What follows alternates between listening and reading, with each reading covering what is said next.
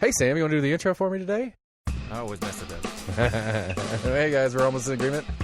You can email us at almostinagreement.com. We have a website. It's almost... Wait, shit. I fucked it up. See, you could have done just fine, Sam. Or you couldn't have done any worse than I'm doing. I was trying to throw an Instagram. I don't know. If AC comes through, we'll have an Instagram, but not yet. We have a Twitter, we have a YouTube, and we have a Facebook page. Go to those places, like, share, follow, subscribe, retweet, all that kind of stuff. Go to our website, almostinagreement.com. All the episodes are available on there. I have updated the City Elections 21 for the post-primary correction, so it's almostinagreement.com/City Elections 21. It's a good little cheat sheet. It's got KGIS and the Election Commission on there, so any question you should be able to get your answers in there. The email that we started with that I screwed up is almostinagreement@gmail.com. Shoot us an email with questions, concerns, comments, anything like that, or hit us up on any of our socials.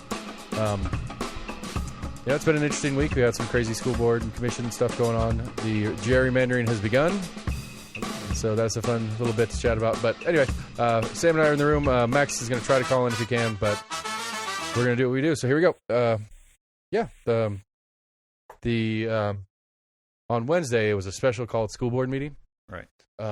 To address essentially nothing is what they ended up doing. Is they changed some of the absence / I thought they pushed that to next week's vote. No, they talked about it. Yeah, like my understanding of it is they're looking into doing some significant change to the absence / unable to work. Like they're opening up like how many sick days teachers have from, because they went back to the old school like 5 or 10 a year or whatever it was, and so now they're expanding it to they're talking about expanding to a bigger number. But other than that, the mask thing continues to not be resolved, which I guess is a resolution in and of itself. But it's a big 7-hour epic. I'm assuming they can't bring it back up for a revote since they've already voted on it, because it failed like 6-5. No, they can do it again. 5-4, but they can do it. I mean, it can be an agenda item every meeting from now until the end of time. Just try to pass a different amendment with that in there. See, I don't know. I don't see that as much in their type of thing. Like, I don't see them doing as much of those. Like, they don't earmark stuff like federal bills do, where you have like, we got screwed in the CARES Act 2 or whatever. A little bit I saw at the end, Mr. Watson was proposing an amendment, I guess, to whatever they were voting on. He's like, think about changing, this bullet or this subsection to this blah, blah, blah, blah, blah. It's almost like they were trying to make an amendment to a bill. Right. Yeah, I don't know. That's some procedure that I'm even worse at than just understanding the generals of what is going on. But I guess that's part of why it's confusing. But that was going on, and at the same time, County Commission had a meeting. And so the school board was in the AJ building instead of the big meeting room in City County building like they normally are. Right. Which some parents got all pissy because they had a capacity. I heard about that. There were people like, they're saying that only the people that have registered to speak are allowed to go in and watch the meeting. It's like, well, yeah, the room only holds X number of people, and yeah, it doesn't look like it's a very big room. And X number of people signed up to speak exceeded the number that the room can hold. And so it's like, well, what are we supposed to do? And so, because the commission meeting was they're doing their annual reorganization meeting, so Biggs is now the chair of the county commission. He took the chair. Is that what it's called? Anyway, Larson, he took that from Larson, and then Kyle got appointed as the chair of the redistricting committee, and so that stuff starts now. All the county level redistricting, city has to do their own in this. And I was talking to Scott last night from Compass about it. He's not exactly sure when the due date is, but essentially it'll be due pretty quick. It's before the end of the year. They have to get the adjustments to the election commission, so the election commission can start reworking all their stuff. I don't know, and if I would have thought about it in time, I would have. If the city redistricts during an election, do the new districts vote, or is it? I mean, it doesn't matter because it's citywide at this point. But like, it's kind of weird because theoretically, if they updated the districts in October, the election's in November, but it's this citywide election, so it doesn't matter what district you're in, I guess. So it doesn't matter either way. Now that I say it out loud, so cancel that thought. It wasn't a very good one because I didn't think it through until just now. Assuming they thought of that before they went and start moving the lines around. Well, I don't know. I mean, it's just how many. Assume it only happens after every census, or that's Well, really I where mean, they get all their data from. right? It'd be every 10th year. It'd be every year ending in 1. That's after the year ending in 0. That one election, so it'd be every 5 elections for city elections, or something like that. But those don't even line up right either. I don't know. It's an uncommon occurrence. So I don't know how many. I mean, it's happened in the past. Mathematically, it has to have. But again, with the city race being, Yeah, it seems like they always talk about that after other kind of like federal election, like every 4 years, or right? every 8. Right, because the federal, like the all the big state and federal elections are even years, so there'll be a year between it, no matter how you shake it down. Because it's always the odd year. It's always the 2001 from the 2000 census, 2011 from the 2010 census. So you had a 2020 election in the books. All the redistricting will be done and over with before the 22 election starts really getting going. I mean, I say that we're already going on. A lot of the 22 election stuff's already starting to happen. Yeah. But I mean, it could be weird. Like you could have somebody who right now is announced that they plan to run for County Commission District 2, and redistricting happens and they're not in the district anymore, so they can't run for that seat. It's a possibility. Right. It'd be odd, but again, and it depends how they do it. I mean, it depends how the redistricting goes. And I don't know. I've said plenty of times how much I think gerrymandering's dirty and gross. But I was thinking about it when I was talking to Scott last night. I was like, the worst, most egregious version of gerrymandering that I can think of, looking at the commission map and how because he was talking about how. Let me pull up one of the maps you were talking about last night. You can't. I don't have the There's a TV number set of, up. you can pick random districts and they just look funky as hell. I mean, they do look funky as hell. But I mean, the big one that doesn't look natural at all. County is districts 1 and 2 are the only one. 1 is almost always blue. 2 has been back and forth, but it leans more blue than red. And then all the other ones, including the at-large, are always red. And so that was my joke. I was like, so if we did the most egregious, grossest gerrymandering possible, the way Knox County works, the only way you could really do it is you could do some adjustments to make it more competitive for the Republican. Yeah.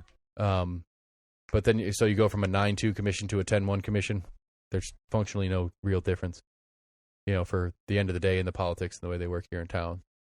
And even if you did it the other way, I don't know how you could do it where you could get it to an 8 or to an 8-3 even. Like if you really if somehow Matt Shears got to do the redistricting in his best favor with all the data and stuff that they have, I don't know that he could functionally spread it out to get more than 3 districts to vote blue. Or get a Democratic candidate in place. Yeah. So even then, you have an 8-3 commission, which functionally doesn't change much because it's still an 8-3. I don't know if that technically counts as a super majority, but there's not a lot. Point is, there's not a lot of. You could gerrymander as dirty as you want. There's not going to be a lot of change to the way Knox County politics work. Yeah. But anyway, it's on the docket. It's something that's happening. And apparently part of the Civil Rights Act, when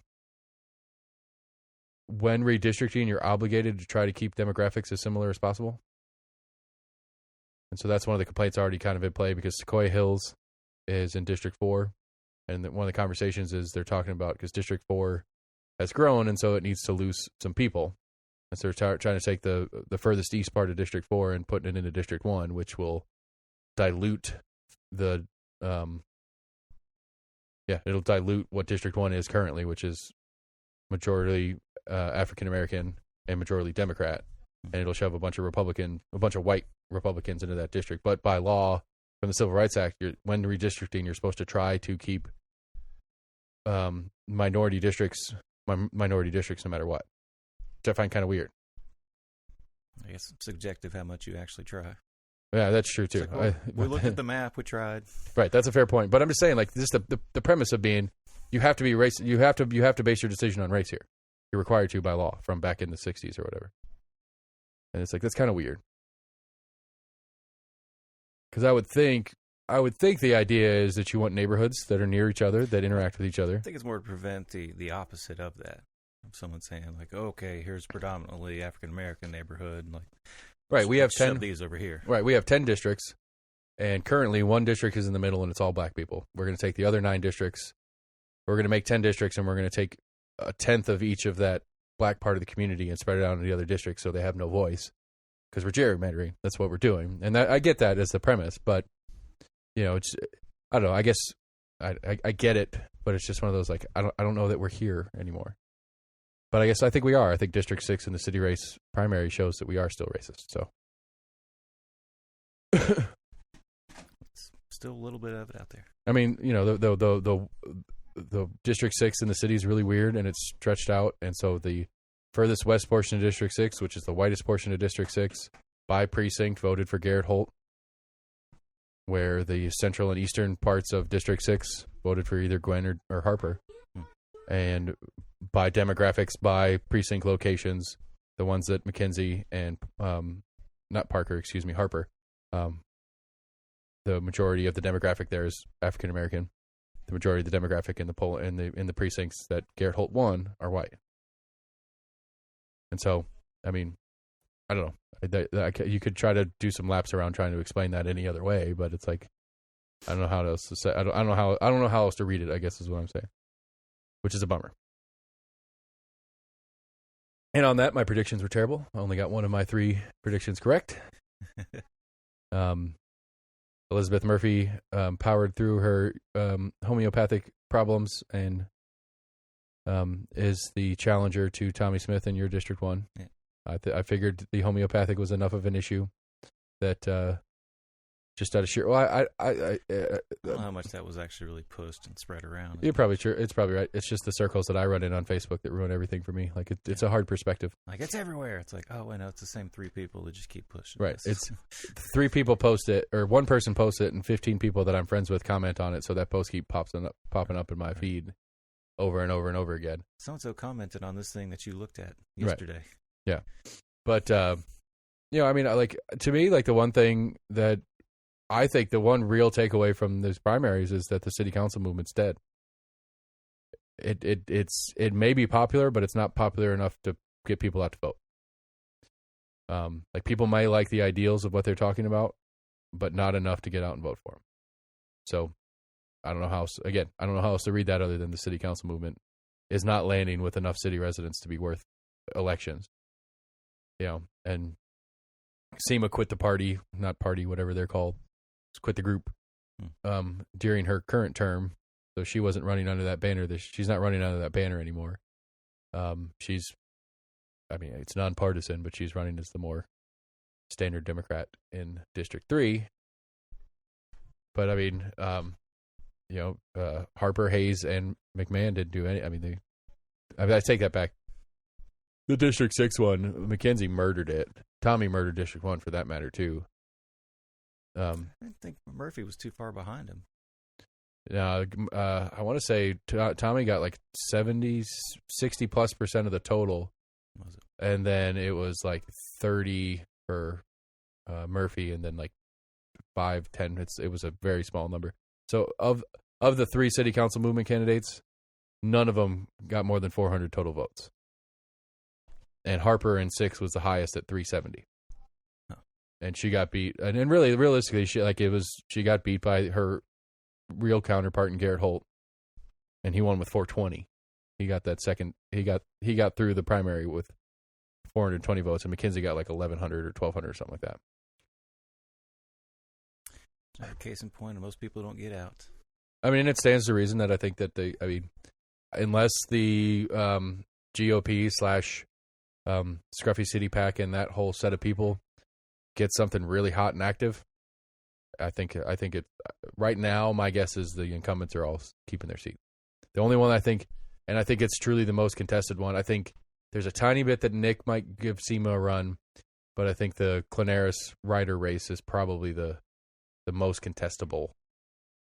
As of right now, and again, it's early, like they haven't really started the citywide stuff.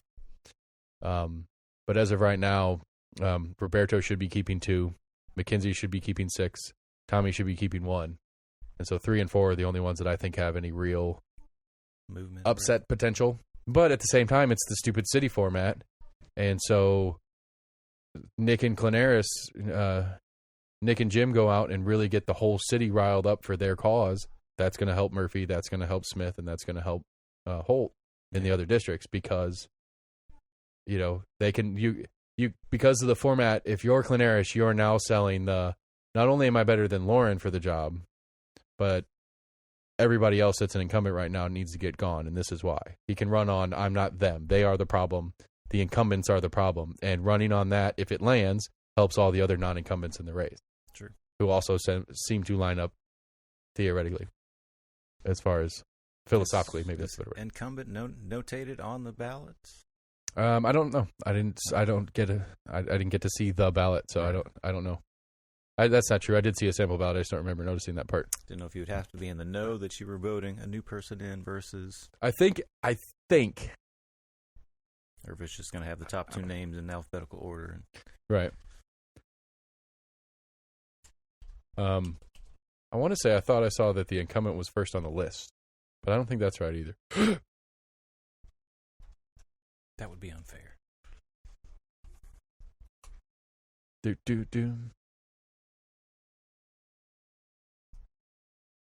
I don't know if I'm gonna be able to find the.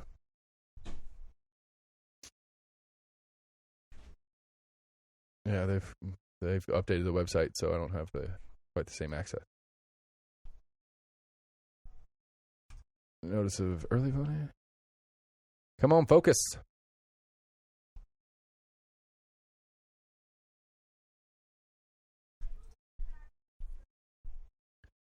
Yeah, I don't know. Fucked it up. Yeah, I don't know the answer to that. It's the long way to say it. I expect you to look up the answer. I'll try. It's either. I think it's it's alphabetical by default. I think that's the rule. With the line of logic that you were saying, that we have people that are encouraged to vote in somebody new versus an incumbent, which it's a common play. It's like, things haven't been going that great, as you can tell. Like we need some new blood in there. Let me find something They're to pick on. Obviously not doing anything well, so we need to get people in there. I don't. This is what I still struggle with, and grass is always greener on the other side. Yeah, for sure. It's a great sales pitch, but it's one of the things I'm still confused about. In talking to Scott last night, it's like, what makes a good city council rep? Because at the end of the day, it's really whatever the mayor wants to do. Like, so this whole ACLU thing that Parker is working on, that I'm down with, and I'm going to try to support as best I can to try to help. Right. Get whatever I can get off the ground in assisting with that. I mean, end of the day, what the way Scott described it to me, and Scott didn't use these words. I want to be clear about this. But the feeling I got from talking to Scott about it was that all the council's really doing is putting political pressure on the mayor for the mayor to get on board with the project. So he gave an example of there was an affordable housing thing that somebody did a couple years back. And so there's a group an advocacy group here in town that's like multiple congregations from multiple different churches that wanted the city to put up $50 million a year to help with affordable housing within the city limits or whatever. And so one commissioner or city council person took this project on, and really all it was that council person was bringing other councilors in, or council persons in, was bringing certain people from the mayor's office in to hear their story or whatever. But essentially what that reads to be is that you have a coalition of people who are city voters that a council person is using to pressure the mayor into doing a thing, because the mayor has to look at that group of people and go, I got to seriously consider what they're asking for here, because my election is going to could depend on this group of people right in front of me. All right. And so I think that's kind of awkward as a governing body, that you're not really governing much. Like, that's the weird part that I'm trying to, like, other than land use stuff, that is a city council thing. Land use 100%. Are there certain situations that the city council can override mayor decisions? I don't think so. And to change that would have to be a charter. Like, we'd have to rewrite the charter to make it a dual body governing body, like where you have an executive and legislative branch kind of deal. Right. And so, I don't see the political wherewithal for anybody trying to push that agenda. But I don't know. It's weird because, like, Scott's answer was like, it takes time. It's like this the ACLU thing that I'm all bent out of shape on. it will have to be years of Amelia and whoever else is on board with it really growing a coalition of people that are enough to scare a mayor to say, this is something I have to seriously consider. Because right now, the mayor doesn't care, especially right now, how poorly city council movement did in this primary. Amelia Parker's agenda has presumably, unless it's something that the mayor agrees with, like preemptively, like she just does, like Kincannon's like, yeah, that's something I was concerned about too. Thanks for bringing it up. Let's get to work on this. Unless that's the premise, there is no political reason why Kincannon would do anything that Amelia Parker asked her to. Right. Because it is clear that Amelia Parker's base isn't strong enough to do anything to Kincannon's future politics. So I don't know. It's weird. I don't like it. I'm not a city resident, so I guess I don't get to complain that much about it. But I find it problematic, to say the least, in the way this format is, because you could have all 9. I think city council's 9. You could have all nine of them on board. Be like, hey, this is a thing we need to change here in Knoxville. And if the mayor says no, it's just a no. That would be a political issue, obviously, because those 9 people got voted in by the city as a total. All right. And so it'd be a political issue for the mayor to say flat no. But depending on how the mayor thinks the populace feels about the same issue, again, she could just be like, meh, I don't think that's something that's going to ruin my future run. So don't care. True. It's an odd system. And I could be totally wrong on it. But I think that's the general feel I'm getting. Maybe I'm over analyzing it like I tend to do on a lot of stuff. But so yeah. So anyway, redistricting is starting. There's going to be meetings coming up. I think on the 16th, I believe the redistricting committee has invited the school board members in to sit down. Because right now, it is not a requirement, but right now the school board districts mirror the county commission districts. To an extent, yeah. No, exactly, like to the T. I thought you had somebody in here that said it may have been election commissioner. Said that it was pretty close, but there's a little bit of overlap. I don't think because I mean, as far as I know, the school board isn't doing their own redistricting. All right, but I mean, we had Hardin Valley High School is only been there 6 or 7 years. Yeah, so but it's not like they redistrict once they got that new high school. Well, they redistrict the school districts, but not the commission or board district. Because that's the thing. Like right now, if I remember correctly, Virginia was saying that she doesn't have a single middle school that is in District 4. None of the middle schools that feed District 4 high schools, which there's only, I don't know if Farragut's 4 or 6, I don't remember. But Bearden High School's in 4 for sure. But there's no middle school in District 4. So like there was, like she mentioned something about, wanting that to be considered because she would like to have a middle school that she represents. And it's like, well, but it doesn't matter because at the end of the day, we're going to West. That's not in District 4. I don't think. I have to double check the map again, but I'm pretty sure I think that's in District 3. But regardless, point being is no matter how you slice it, there's going to be kids that feed into schools that cross district lines. Right. Politics district lines, not school district lines. Right. And so it's kind of it's a shit show, for lack of a better word, on how it's never going to line up well. And I remember like a year ago when we were talking about gerrymandering being a problem and stuff like that, one of my premises was like, well, maybe we should do it by schools. Use the school districting as our core map.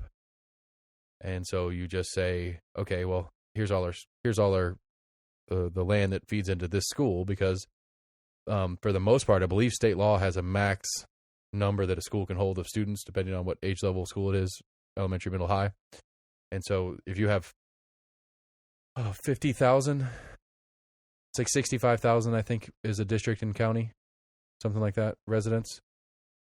If you have 65,000 residents, 20-something of those are going to be kids by default, just the averages or whatever. And so 20,000 kids feeds X number of elementary schools. So you take those elementary schools, roll them up, and that's District 4. Then take this other set of elementary schools, roll it up. That's District 6. But again, it doesn't. I mean, you get all sorts of weird overlap that way too. There's no way. There's no right way to do this that's going to be smooth and logical. So I just think it's interesting. It's interesting. It's going to be fun to watch. It's going to be one of those.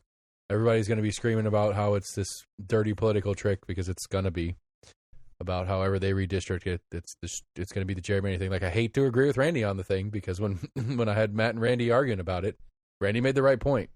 Like, when you're in the minority party in a district, in a municipality, every time district change comes up, you're going to scream gerrymandering, because he doesn't say this part, but because it's happening. But when you're the majority party, you're just, making the adjustments. So it's like, well, that's what's happening.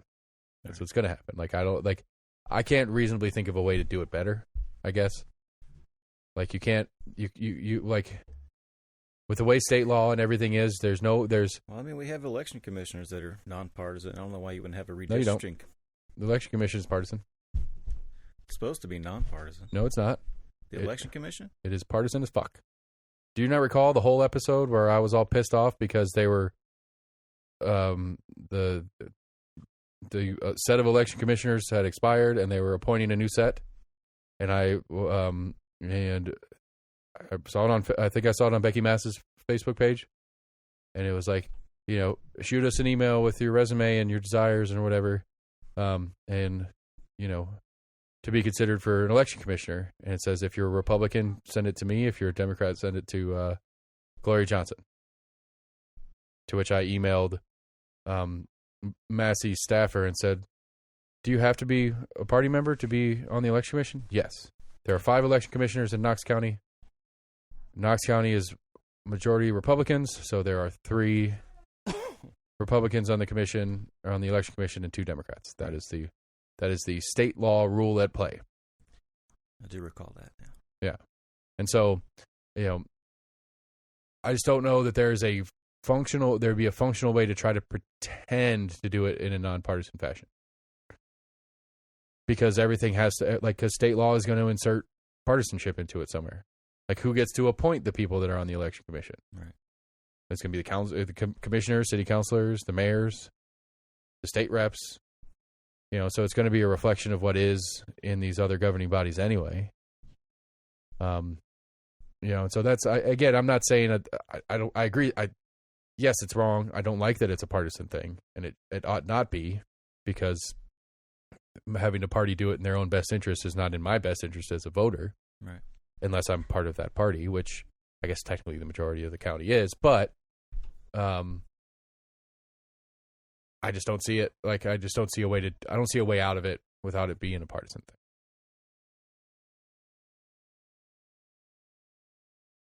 Yeah, I mean, I don't know how you find like a third party person to evaluate said thing.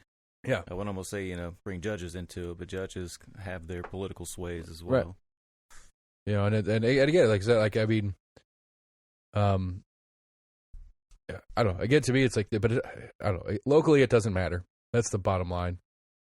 It doesn't matter. It's not going to change anything, no matter how you cut it.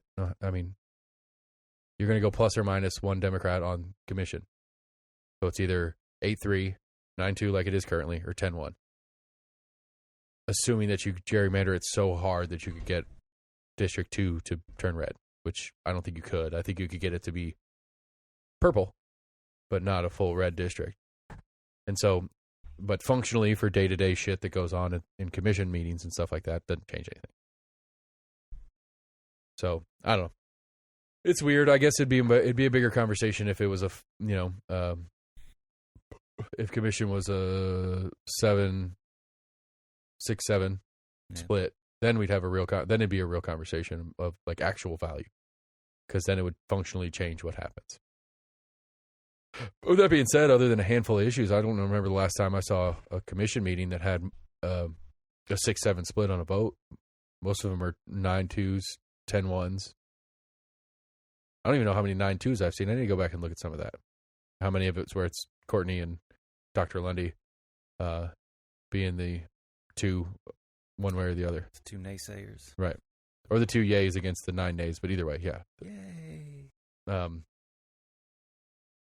It's a weird thing. It's neat to get to understand it a little better, but it's just, I don't know. Like, The more you learn, the more we get a little more confused. And a little bit, yeah. The more confusing and the more, and honestly, the I more, thought you guys did more than you did. Like, this is what really happens? I mean, the more I just kind of throw my hands up in the air and be like, this thing's it's just busted. Like, that's like, there's no fixing it. I don't know what fixes it.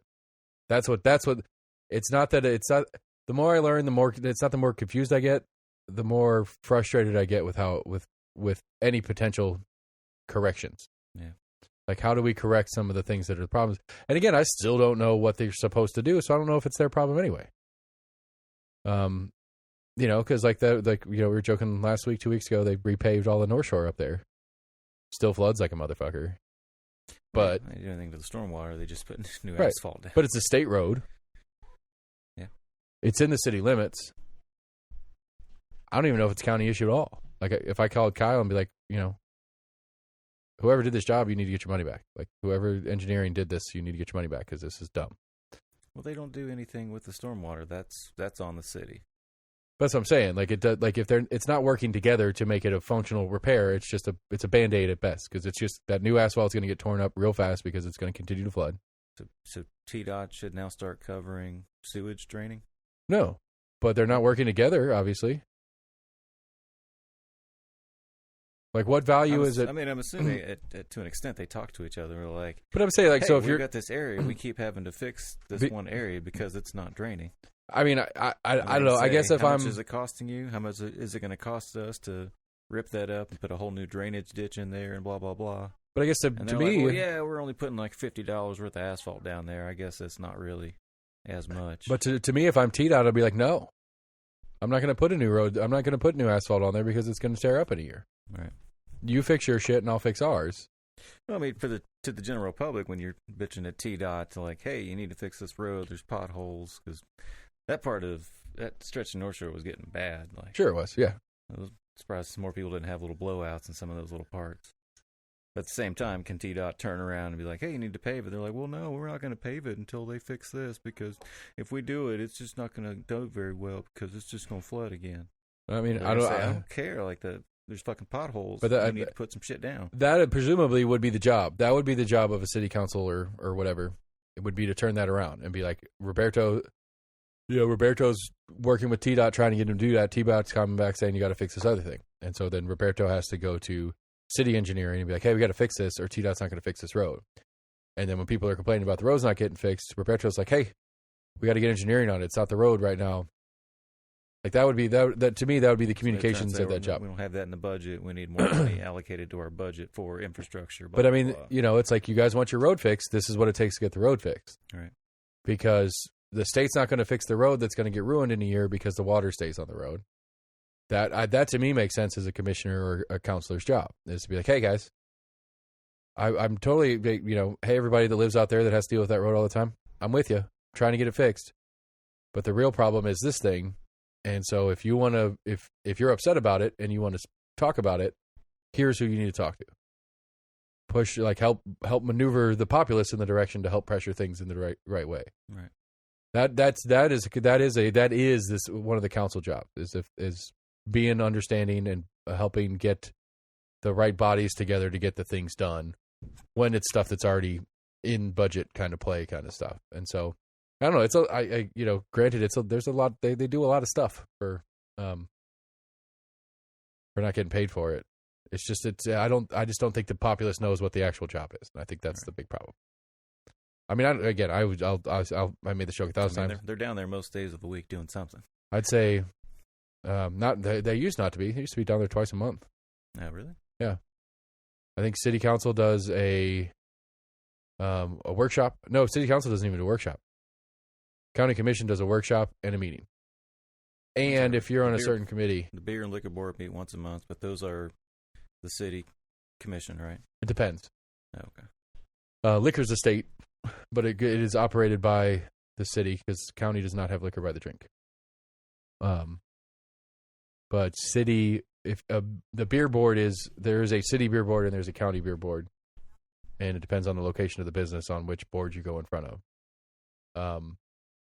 But usually that's an amendment to, that's like a subset of a meeting that exists. Like it's part of a meeting. It's not its own meeting. Right. So it's not like, we're calling it's beer board meeting time. Well, it's beer board meeting because we do the beer board on the third Wednesday, but we also finish the beer board and we go into this one. But it's also subcommittee stuff too. So you're right. They are down there with more stuff because, like right now, Kyle's going to be down there more than just the big meetings because he's now the head of the chair of the redistricting board. And so he'll have to be down there for those meetings that are on different days. So I digress. You're right. They are down there fairly often. But I think Larson said it best. It's like, it's really just having a good black book, knowing the right person to call on issue X, Y, or Z, which department in the county, which department in the state, having the ability to connect with, a Massey or a Maness or whomever at the state level, knowing people at TDOT when it's a TDOT issue. But it's I don't know. There are times that it helps having that kind of established politician because they do have that little bit of inroads that we fight against them having that kind of backroom handshake things, but at the same time we benefit from it at times as well. I would hope that there is some kind of municipal Rolodex that becomes available to you when you get the seat. Oh, I'm sure. Here is a glossary of all the people that you need to do X, Y, or Z. Your point of contact for this, your point of contact for that, right? And so I think I don't disagree with you. Already knowing those people for other reasons, X, Y, or Z is handy. But at the end of the day, I think it's John Coop, citizen, District 3 rep, is calling your office if you're the, whatever. If you're or if you're county engineering, if you're the head of county engineering, I think the Commissioner X is calling, you answer the phone. Right. I think I hope that's the situation. I would be very upset if it was something like, well, Commissioner X is calling. I don't like that person. I'm not here. Right. I'm out to lunch right now. But Commissioner Y calls and they answer it immediately, and they play favorites or something like that. I would be quite concerned. And I'm sure on some level it happens. If you're a complete asshole commissioner to these people when you talk to them, you reap what you sow kind of deal. But at least sometimes it's just the sheer fact they've dealt with them for 2 or 3 years already on other issues and have a fondness for them, so they're more inclined to take that call. Yeah, but again, for county commission, it's a 2-term job, so the most you're ever going to work with them is 8 years, no matter how you do it. Well, I guess unless they move on to, like Biggs is moving on to chancellor or kind of whatever the title is that he's looking for, or goes into mayorship or something like that. So you get a repeat in a different office, but different relations. I'm really confused on this ESPN thing. I know you guys don't give a shit about it. I thought it was really funny when I texted the group about it. The fake high school? Was it Drake? Yeah. I just thought it was weird that ESPN is are they doing plugging his new album? Yeah, on their so their sponsored Facebook ads aren't like, hey, check out SportsCenter tonight. There's college football action all night or whatever. It's not that. It's one of them was a picture of a billboard in Tampa that was promoting the album, and there was a tweet from Tom Brady upset that he wasn't mentioned in the album or something like that. And it's a really weird end around where it kind of sounds like something SportsCenter or ESPN would do because it's Tom Brady, but it's really just a Drake ad. And it's whew. That's how ESPN is a Disney property, and so I'm sure whatever record label owns Drake's music or whatever, is working some ends to try to advertise the album, which is cool. It's just weird. Just a weird, it just doesn't, I don't know. It's kind of it's just this isn't ESPN. This is. Am I watching sports? Right. It's like some BMG from back in the day where 15 albums for 1 cent each. Just you're subscribed for the next 5 years at $27 an album or whatever the deal was. And so, yeah, anyway, I thought it was a strange ism. And then it was extra funny that you guys are all like, yeah, fuck that. I don't care about Drake. Oh, no, I was more saying with the whole predictions. You're like, hey, I want to make predictions this year. Oh, the NFL stuff? That's what I was like. You have to. I was like, all right, well, we can pull up and I'll just do eeny, meeny, miny, mo. That's fine. Next week's show, we'll have it. Everybody, you can prepare it. If you don't want to prepare it, you can do eeny, meeny. I'll make a list out for you. I mean, I don't know. I mean, obviously the Tampa Bay won last year, so I'm assuming they're coming into this season Right. being That's the lead. I would guess now that would be everybody's NFC South pick. Yes. I mean, I'll go ahead and vote against them just for the hell of it. That's what I'm saying. You're going to get. F that drunk man. That's why I'm saying I think you're going to win, because we're going to be thinking about it on all the different important things that go into it, and you're just going to make up random shit. And then when we lose on a big one that we all think is going to do something, you're going to get the points for however the point system goes, because you're just going to pick whoever. That's how. I mean, that's how brackets go in basketball and stuff like that. I like them because they wear yellow. I like that that pirate on the helmet. It's just a cool looking pirate. It doesn't look real mean, but he's got a knife in his teeth. He's like, "Grr." The flag's all tattered. Yeah, and they got those creamsicle shirts. It's not like a new flag, man. It's like they've been an established pirate for a long time. with their creamsicle shirts, those Orange Dream shirts, and they play in a bay. And they got a pirate ship in the end zone. It's cool. Right.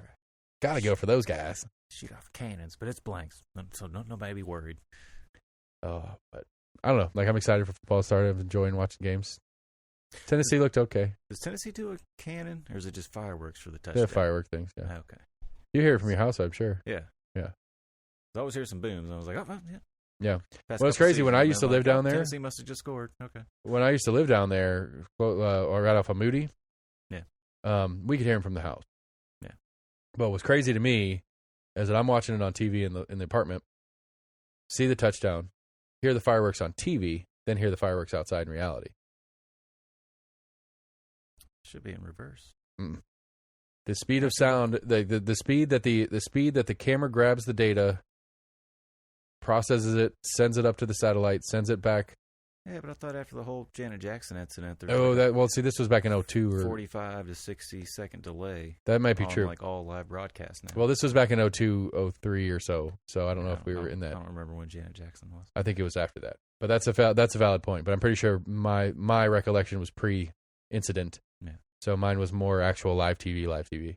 But so it was just always weird to me that it's faster for that camera to take in the picture and audio, process it, send it to a satellite.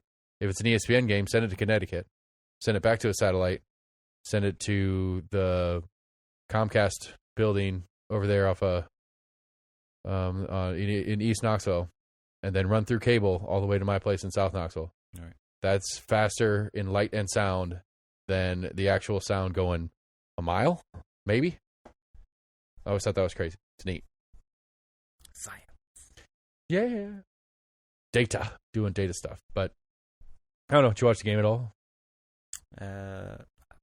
Saw bits and pieces. All right. We can save this part of the conversation for if Max calls in later. Poked my head in the door. I'm like, oh, okay, it's 23-6. Okay, cool. I watched it fairly intently. It was first and third quarter were great. Second and fourth quarter were meh. Like, I took Bowling Green. I'll say that. They're plus 37. It's like, yeah, we ain't blowing Bowling Green out. Bowling Green sucks, but we're not going to blow them out by 37. They got there. They got to like 31, so it got close. But really? I think it was 38-6 was the final, I think. So that was a... we held them to no touchdowns. Yeah, no touchdowns, 2 field goals. Woohoo, go Big Orange. GBO! I just have never cared. I mean, I can watch it if it's on, and I'm with people that are into the game. I can watch and be like, oh, what the hell's going on? But I mean, outside of like being with people and just kind of wanting to do that, I could fucking care less. Right. The social aspect of it is all you really care. Yeah. I mean, to me, there's as Knoxville's growing, I don't know how much it matters. As Tennessee football has not been very good the last handful of years, I don't know how much it matters. But handful of years, like we're almost at a handful of decades now. I mean, 20. I mean, it's been 20, yeah. 20, almost 20 years since we've been a consistently decent team. But the economics of it, like, there's real economics to.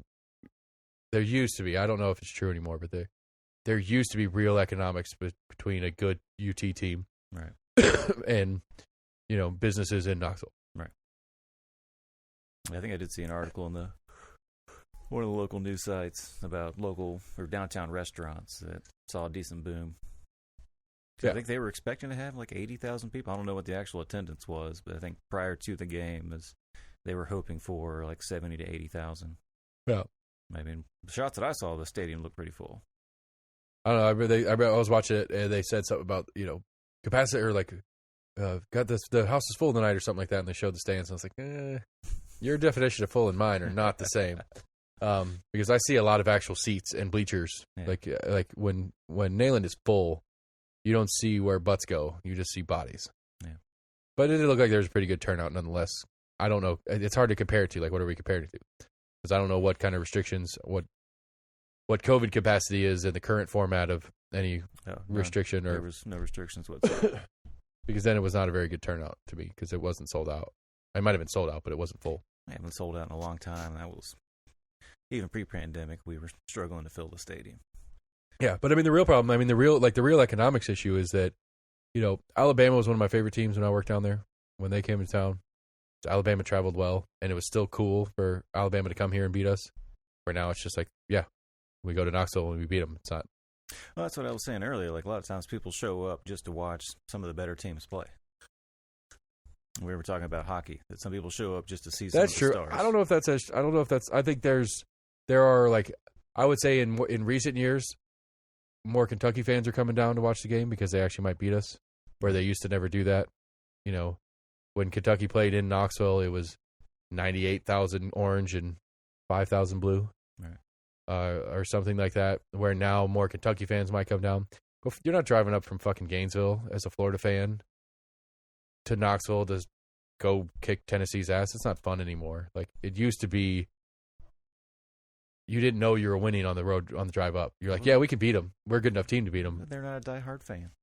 Yeah, it's fair. But you're just not. It's just that's the reality. You're not like you used to. Right. Because it used to be, Florida was week 3 in Knoxville, and there were 25, 30, 50,000 Florida fans. Right. Most of them not having tickets to the game, just coming and hanging out around town watching the game in bars and stuff like that. That's not happening anymore. And there's a real economic cost to that. I don't know how much the rivalry still exists, but that's my point. The rivalry was a lot more heated, right. quote unquote. That's part of my point. But even in that, I would say you get into like it used to be, you get into week 8. Yeah. It's probably more when Florida started getting really good, and they're like, no, they're not our rivals. No. Right. But I don't know. It's I don't know. It's something. It's interesting. It's fun. No, it's not. It sucks. Like it's tiresome. I think the 5-6 wins is the right number. I think we'll win 5 or 6. But again, I don't know. But for me and the politics side of it, I enjoy the fact that it's less important to the way the city operates than it used to be. Because it used to be kind of shut everything down, football game, nothing else exists. And being mediocre year in and year out, population growing beyond needing having the university as quite as impactful. They're still super impactful in politics, but they're not quite as strong in politics as they used to be. They don't get to say, hey, we don't want that there because we're the university. Like, well, hey, you don't bring people like you used to, so suck it. I doubt that comes out of Kincannon's mouth, but they're still the number 1 employer in Knoxville. Yeah, that's true. Or Knox County. I don't know if it's a city or county. I don't know. You know what I learned that's interesting? What did you learn? The airport is city property. Really? Mm-hmm. It is its own little alcove. It is It is a. What about the commercial airport that's like right next to it on the same grounds? I don't know. The McGee Tyson Airport, whatever the actual official footprint of McGee Tyson Airport is, all right, is property of the city of Knoxville. The physical property as well as the actual property. Like, so it's jurisdictionally city as well as owned by. What if there's weird history as to why it is where it is? It's not uncommon. Like, you look at, Denver. Denver Airport's way the fuck out of town. Is it? Yeah, I want to say it's like... Yeah, I guess the Nashville Airport's not really close to downtown either. Yeah, it's like 20... without traffic, it's like 20, 30 minutes from Denver International to downtown Denver. Like, we took a cab from the airport to the football stadium when Neil and I went up there. and it was a solid like 45-minute drive before we got into like game traffic, to get into town from the airport. So it was fun. We were way up in the fucking nosebleeds. Some douchey fan next to me. I was in all my Packers gear. But I mean, I still remember. It's like, you guys suck. And it's like, yeah, okay. I'm still going to have a good time. Leave me alone. I still remember what the old airport looked like at Knoxville when it was like straight up circa 1978. I do not recall that. The good old times. I mean, I remember when Powell Airport was still actually a functional Oh, that little thing. Yeah. Like, 'cause I remember in high school when we went and played Powell on a football game, and we went up there with the band. Like getting off at that Emory Road exit, and like we were out in the fucking country. I mean, we were out. I mean, it was like you were out there, and now it's hustling and bustling. Right. And it sucks. It's a pain in the ass to get anywhere. And like back then, it was one lane each direction, all the way into Powell, all the way into Halls. And now it's 2 lanes with a suicide lane, and traffic sucks. But that's one of those things too. Like, I don't know. I like, this is what that is government to me. That is where the county and city respectively have failed in planning. They did not prepare for the growth that came into that place, and they can't catch up. They'll never catch up. And so I don't know how to fix that. I wonder how much is that the actual landowners of that company sitting on that long enough until it was worth enough money, and then all of a sudden just selling it off really quickly. Yeah, but turning it to commercial, then those commercial properties. I was like, well, we got to put something. Okay, in now. but realistically, like the airport was like commercial 6 or something like that. It's like C6 property. Well, now that it's a shopping center, that's like C3. The one off Emory. Yeah, Okay. like where the Kroger and stuff is, right? Where the airport was, like that was like when it was the airport, it was it on that side. Yeah, I guess. When it was the airport, it was commercial property, but it was commercial with designation for XYZ that included a light airport or whatever the title was. When whomever owned that airport and the land around that airport had started selling that off, to which the developer bought it and built the Kroger and stuff on it, they had to change the land use. That's city and county responsibility. Right. There's no like I get it. There's growth happening. We need to get stuff in. There's a lot of houses and stuff going back there. Which same story, because all that out there used to be farmland. So they sold all these farms to developers that throw these housing units in. And what happens? You put a 700 unit, housing unit in. You put another 700 unit, a 200 unit over there, and all of a sudden you've got 50,000 people living up there. All right. Traffic's going to come with it. Well, why are you approving the rezone from agricultural to residential for this many units if you're not planning on doing the road work and the infrastructure work to make that a functional space? Well, I remember hearing like 20 years ago with Weigel's that apparently, Billy Weigel owns a bunch of property. Yeah. And it's pretty much just waiting for that area to kind of build up around it before he puts a store in there, but he's bought up all this land kind of in preparation for it. Yeah. Which again, it's a nice place to be if you can afford it. Right. But buy something just to sit on and not do anything with it for a decade or so.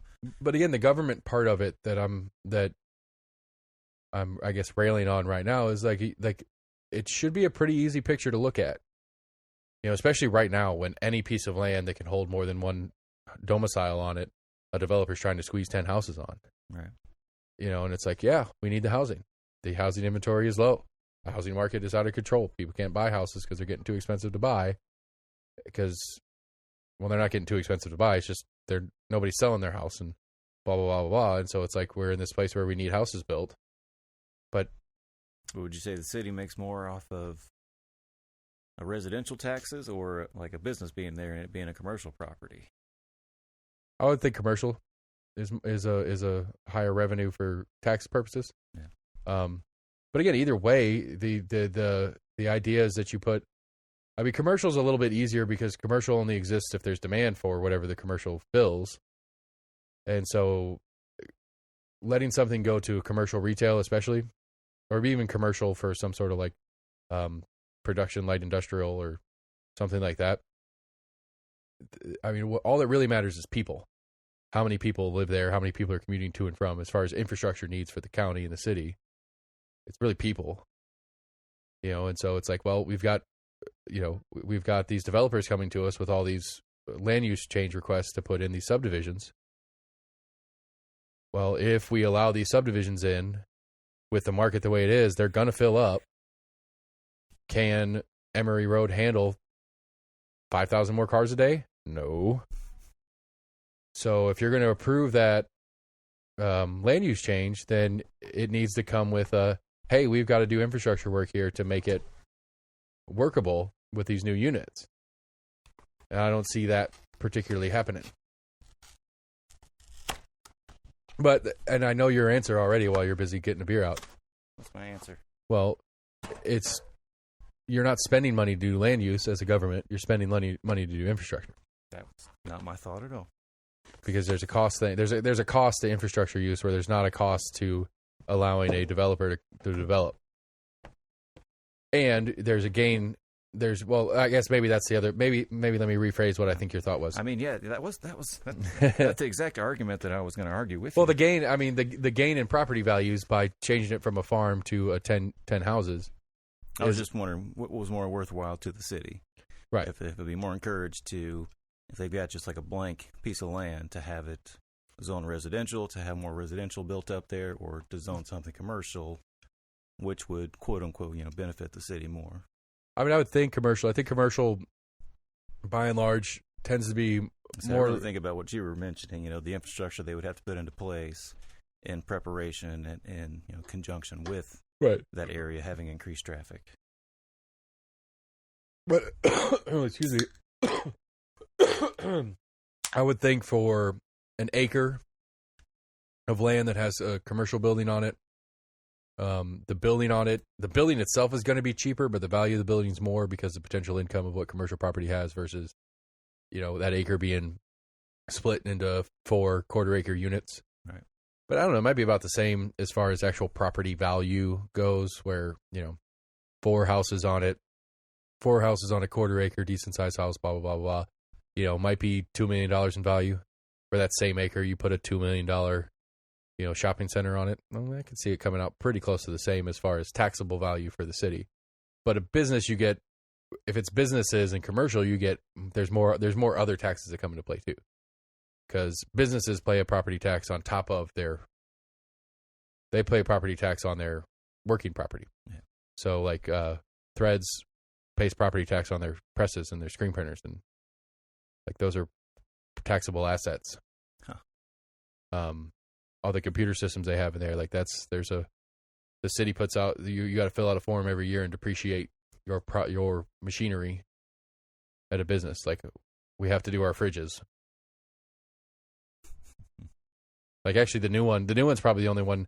Every other one we've had has been under taxable value because they've all been, like, I think our combined furniture and stuff like that. Because like furniture, like if you had an office building and you had a bunch of cubicles in it with desks and computers, the furniture is a taxable asset to a business. I'll be damned. From the city.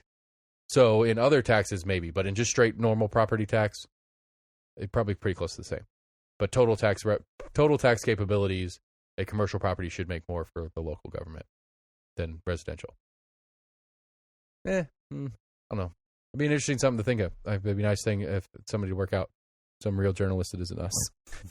Because I was just thinking about it, because but then you have. If you have a $250,000 house, $500,000, $300,000 house, it's going to be a 2-car household. So they're going to be paying wheel tax, and they're going to be paying registration fees and all that other kind of stuff. I'm trying to think of other taxes that a homeowner has other than just their property tax. But that's really the big one. Yeah. So I don't know. It's a good question. That'd be a rabbit hole to chase down. But again, I get the main point going back to is that that is planning. That is what planning's supposed to do. If planning was good at what they were doing, we wouldn't have the mess that is Emery Road right now. And maybe to give planning a little bit of credit, maybe planning did say, hey, we got all this development going in. We got neighborhood after neighborhood after neighborhood coming in. We need the inventory in housing because we have the demand for the housing. But as we start transitioning this farmland into residential, we need to do X, Y, and Z on the infrastructure for the houses that are going in there for people to be, water, electrical, getting going to and from roads and all that kind of stuff. We need to get all that stuff set up. We need a school built, stuff like that. Right. And they could have pitched that as part of the thing, and then the county or city doesn't come through on their side of that part of it. So it's not necessarily, I say it's a planning issue, but it's a planning issue broadly speaking, where everybody's not working together on a unified plan. Because I think that's one of the things too. I think Jacobs brought it up in one of his weekly things a couple weeks ago. He's talking about trying to get a unified plan, a unified growth plan for the county. And in the fun dichotomy that is our local governing bodies, the city and county don't get along very well because the city's more left-leaning, the county's more right-leaning. They don't have a unified plan individually, and then they don't have a unified plan together. And both matter. Right. Like certain areas of town, certain overlap matters. What the state and where the state comes into the same conversation even gets more fucked up because it goes back to our, hey, we repaved North Shore, going to be falling apart again in a year, but we repaved it. So I don't know. It's exciting. It's fun to watch. I'm enjoying being a little bit like having a little better understanding of it, but I just don't think the system is built to be properly responsive to the way the world is. And I don't know the solution to that. So to be fair to it, I'm not going to say that they should do X, Y, or Z and we wouldn't have the problems we have. But I mean, everything's not predictable.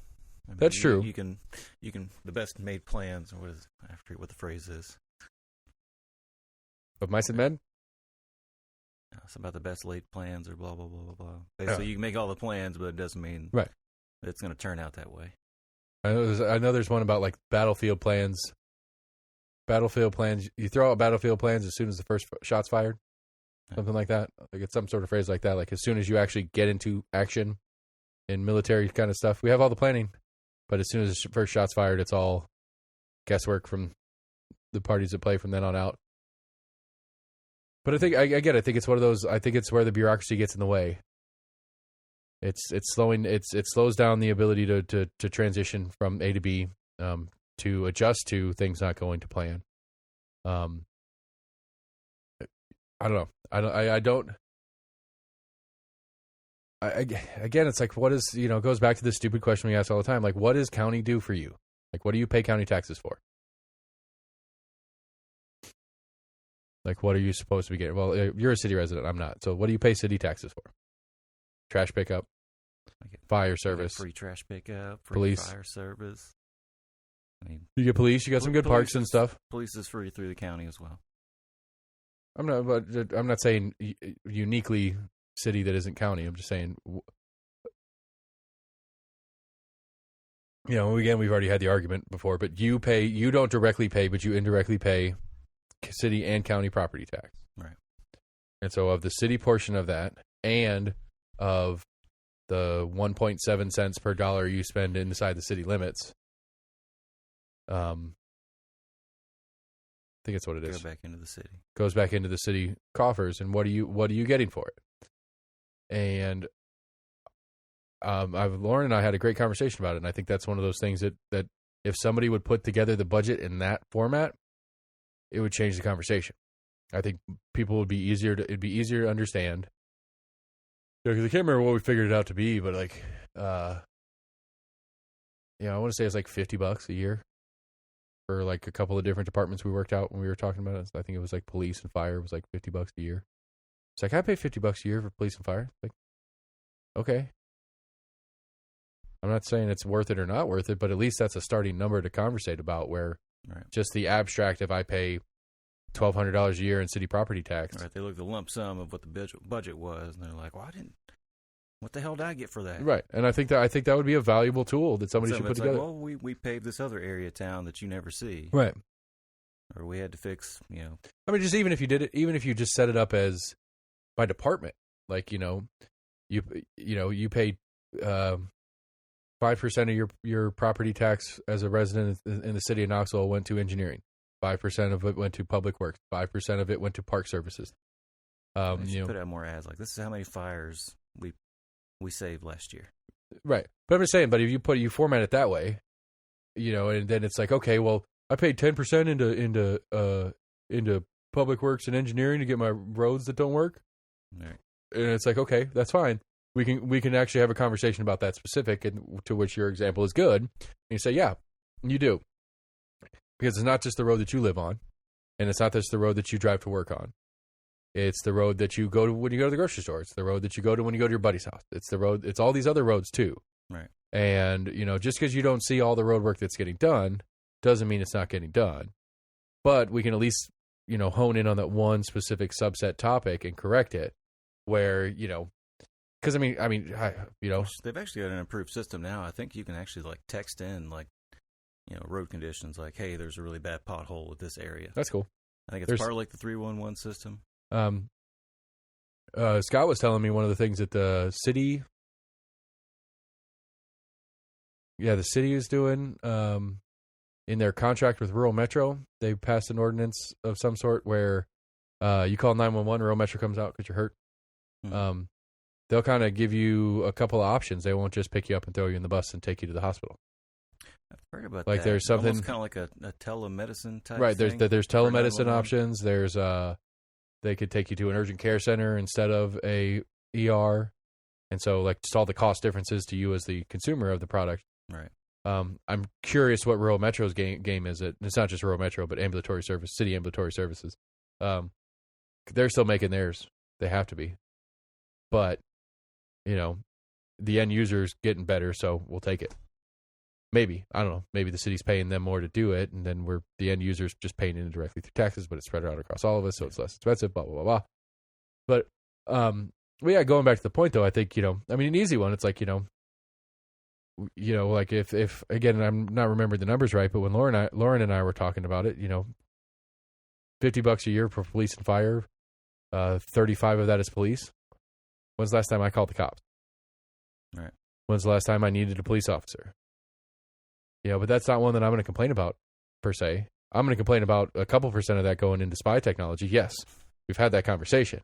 But, when you say $35 a year gets you police department, I don't use them ever, but I'm not complaining about it either. Right.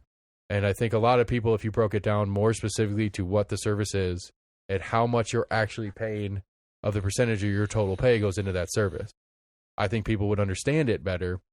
And in the event that some crazy communist came around and said, hey guys, police department, we can't keep cops. We can't keep enough cops on roster because we can't pay them enough.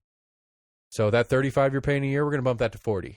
Maybe these departments need a better PR firm. I think start putting out little postcards that they send out all the time. Like, hey, this is what we've been doing this past quarter, these past 6 months. Right, but I'm just saying you get a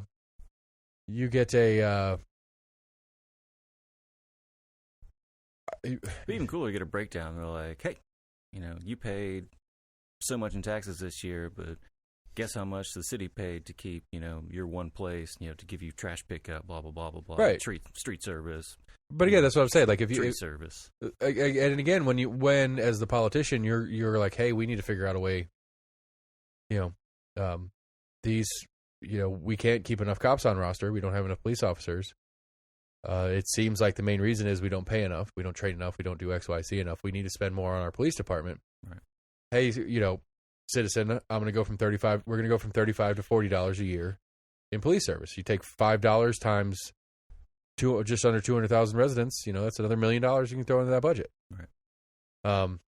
But, a number of people will be willing to pay $5 more a year for that. Right. And I think, I think you could sell that idea a little bit better because you're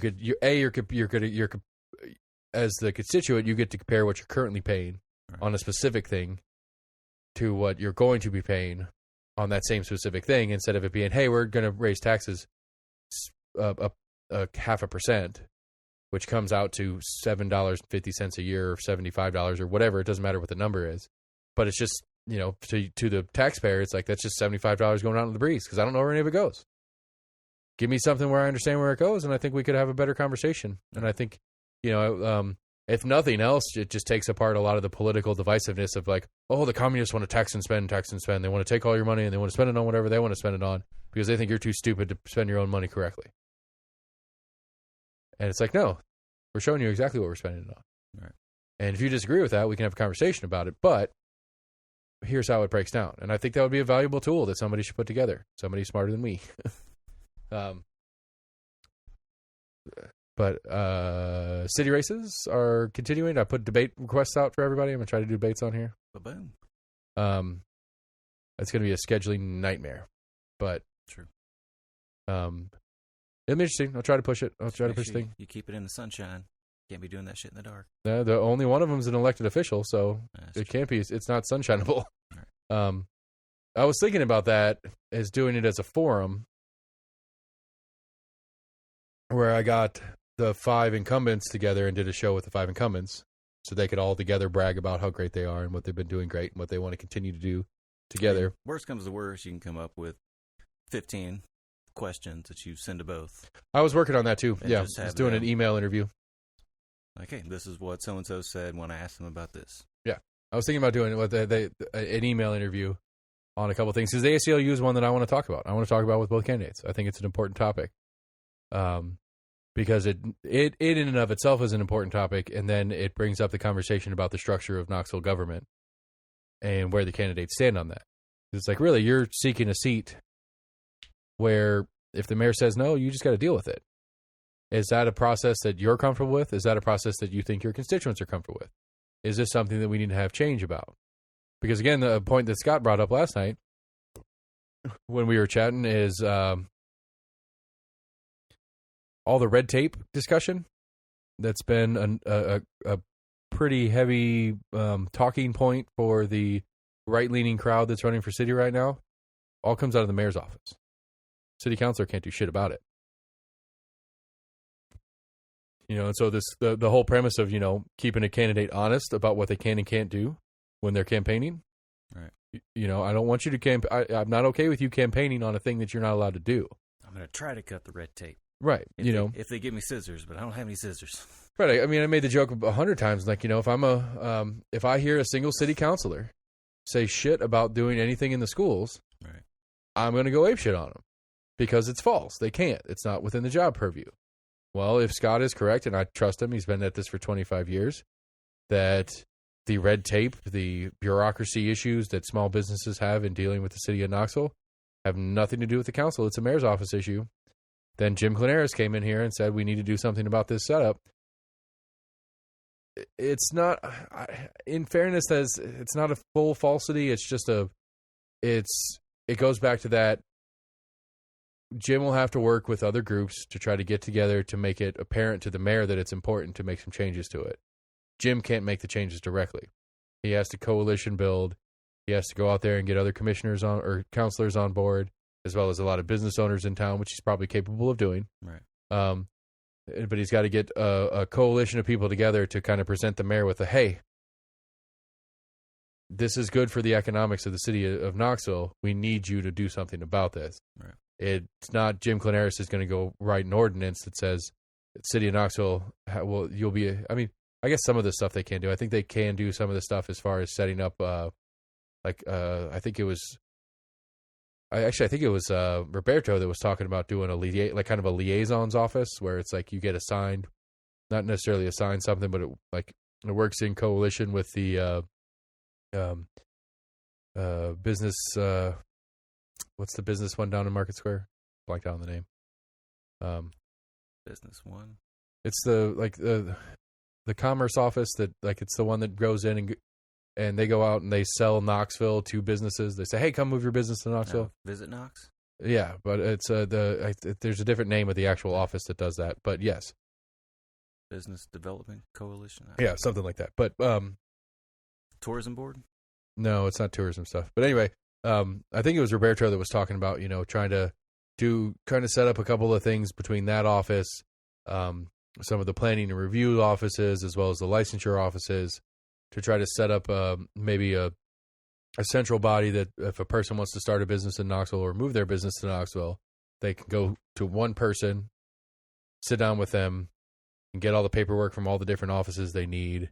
And that one person will help kind of guide them through the process of getting through the red tape that is the city of Knoxville. Yeah. It's like, that's a cool process. I mean, the libertarian in me is like, what do we need the red tape for? But, just for the sake of pretending like the red tape's important, okay, the red tape's important. here's a person to help you get through the red tape. Here's a way to make it easier because we feel like all these steps are important.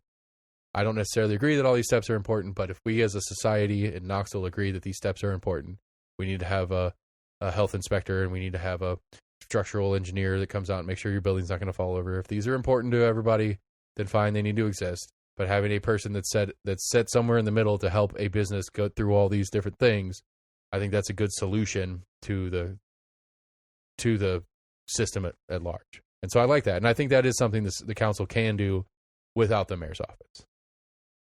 But changing the red tape in and of itself, the council can't. They can't say we don't need health inspectors anymore. That's not within the purview of the city council. All right. So they can just say we don't want a health department anymore. That's what Mayor Jacobs was trying to do, but the county works differently. The mayor can't do it unilaterally. And actually, the health department is a state office, so the mayor couldn't do it that way either.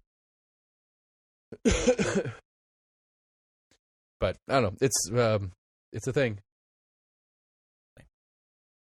It's I don't know. I'm excited about this redistricting thing just to see the process at work. I think it's funny. I made a joke to Kyle Ward. I emailed him, tried to get him to come on the show to talk about redistricting. Mm-hmm. I was like, hey, it looks like all the mass craziness has moved to the Board of Education, so you guys don't have to worry about that anymore. So you got time. Come be on my show. Nobody cares about you anymore. Did you see the lawsuit? I did see that, yeah. It's like the 3 special needs kids in Knox County students and their parents are suing Governor Lee, the district, the state of Tennessee, the school board, the school district, I thought it was just Knox County, and Mayor Jacobs.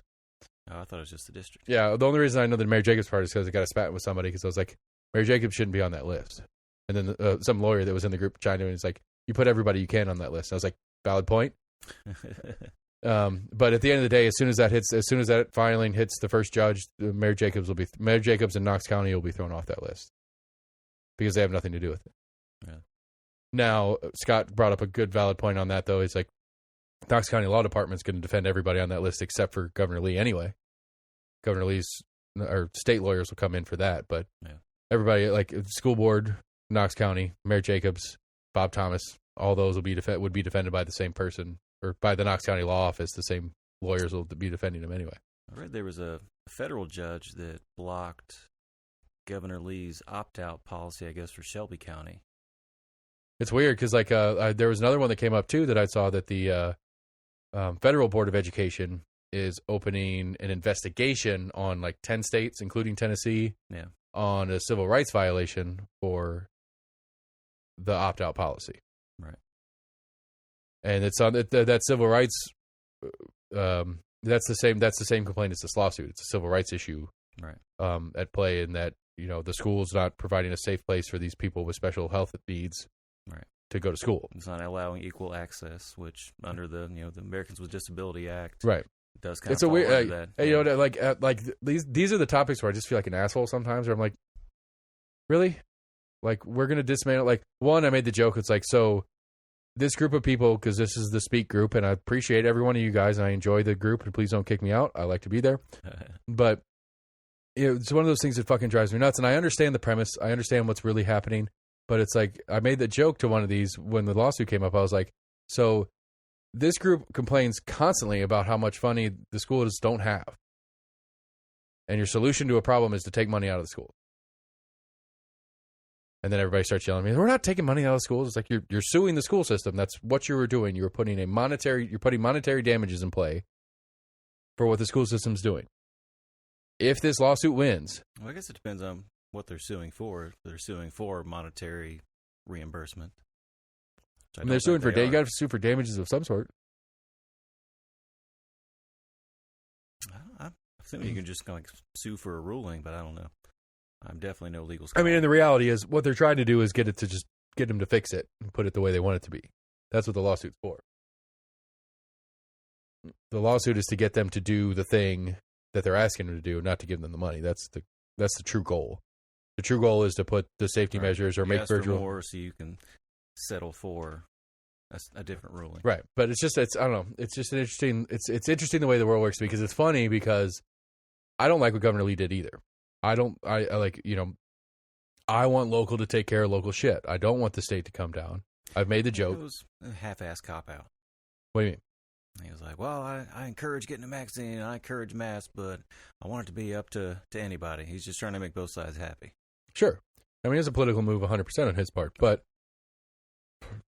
the problem is, and I can hear AC screaming from the other room, is, he runs on the Republican platform of let local handle it until local doesn't do what he wants him to do. Right. And then he steps in and does something about it. And so, so I find it interesting because, like, that same argument goes to the Federal Board of Education opening the civil rights case against the state of Tennessee. And I'm like, Federal Board of Education, fuck off. Let local do what local wants to do. Well, but it's a sandwich of reality. They were talking about it. I know they've sent out a letter, which I was trying to copy and paste the actual statement from the Secretary of Education. Mayorkas, I think is his name. But it wouldn't let me copy and paste his statement. I mean, the reality is it's whether they've actually started the process or not. Right. The announcement of we intend to. Assuming it's more like a shot at the bow or whatever, shot across the bow.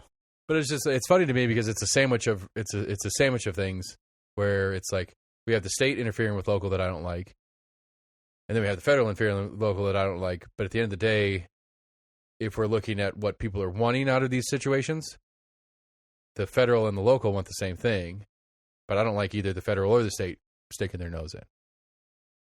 But that's because I'm consistent and stupid. But yeah, you said it, not me. I'm just saying, like, I'm consistently dumb. It's like I don't see the value in it's when I was talking to Owen, and you can attest to this. Actually, I don't do it as much at your store, but as the executive of our company, I feel like my role as the executive is to support what you need to do your work. And yes, I dictate things down to you guys, for sure.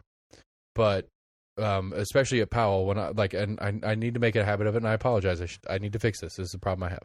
When I leave Powell, every time I leave that store, on my way out the door, is there anything you guys need from me to do what you need to do? I've heard this speech. All right, but I think that's effective leadership, and I would like to see that at the state level. I think if Governor Lee acted that way, I'd like him better.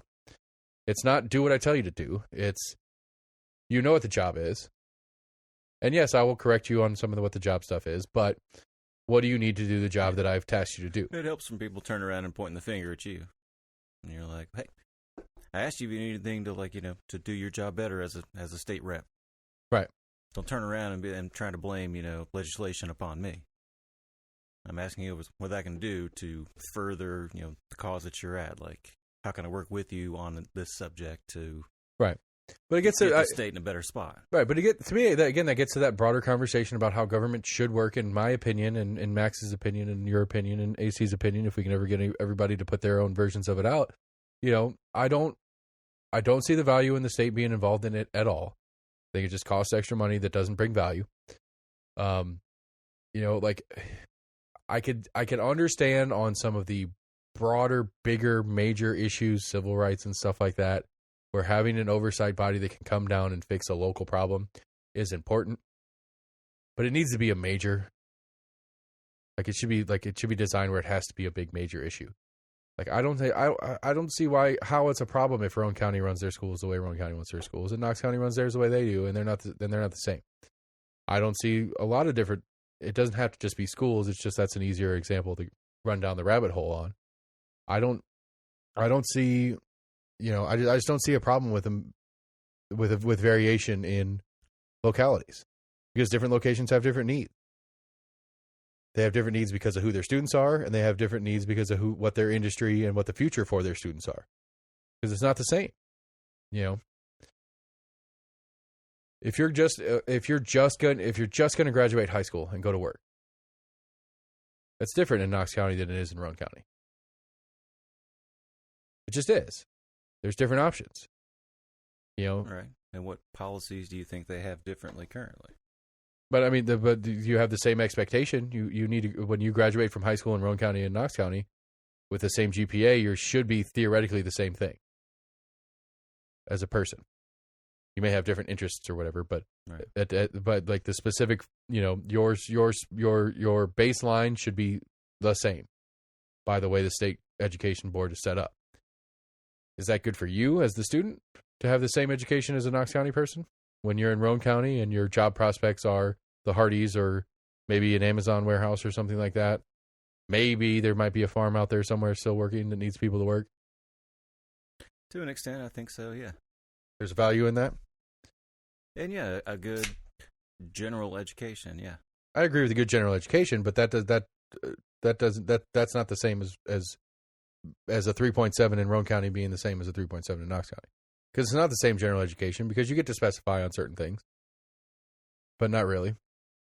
Well, and GPA is kind of a weird thing because I didn't realize. I'm like, how do you get like a 4.2 grade point average? Apparently, like the AP classes, you get like extra points for taking an advanced placement class and you getting straight A's in an AP class. So I was like, I thought 4.0 was the highest you can get. And they're like, oh, no, you can get a 4.2 or whatever it is.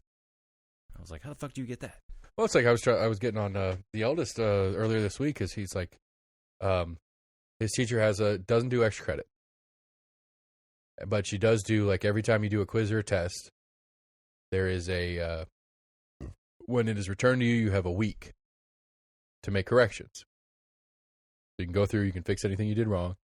And there's a format to it. You got to explain how you got the answer you got. You got to, like, hey, I thought I was doing this, and this is how I got the answer I got, but I realized that I was supposed to do this. Right. Like, you have to explain it with, like, why the process, like, with the process and stuff like that. I like that. And then you can get a correction. And he says something to me about, it's like, as long as I get a 70 or so, it's fine. Because 70 is what? A C?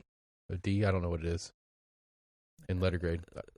In high school, it's a D, but I think in elementary school, it's still a C. Because C is average. Just barely, yeah. But C is average, and, what is average to a fifth grader? It's normal. Just normal. And I was like, no, dude, 90 is average. Like, you need to get 90s. Like, if you have anything less than a 90, you need to be doing your makeup stuff. Right. Because 90 is average. Because you get out of high school with what's a C average in high school? 2.0? Something like that.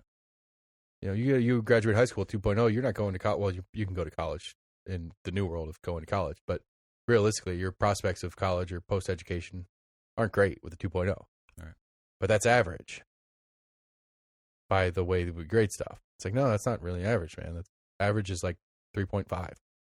I mean, the grading scale has always been kind of weird. Like, C should be average, but like you said, I think even in college, I think they kind of rechanged it was like 70 to 80 was a C, 80 to 90 was a B, 90 to 100 was an A or whatever. Right, at some point, it was like Depending on 93 to 100, and then it was 85 to 93. I want to say in high school, it was like 77 to 85 was a C, 85 to 93 was a B, 93 and above was an A.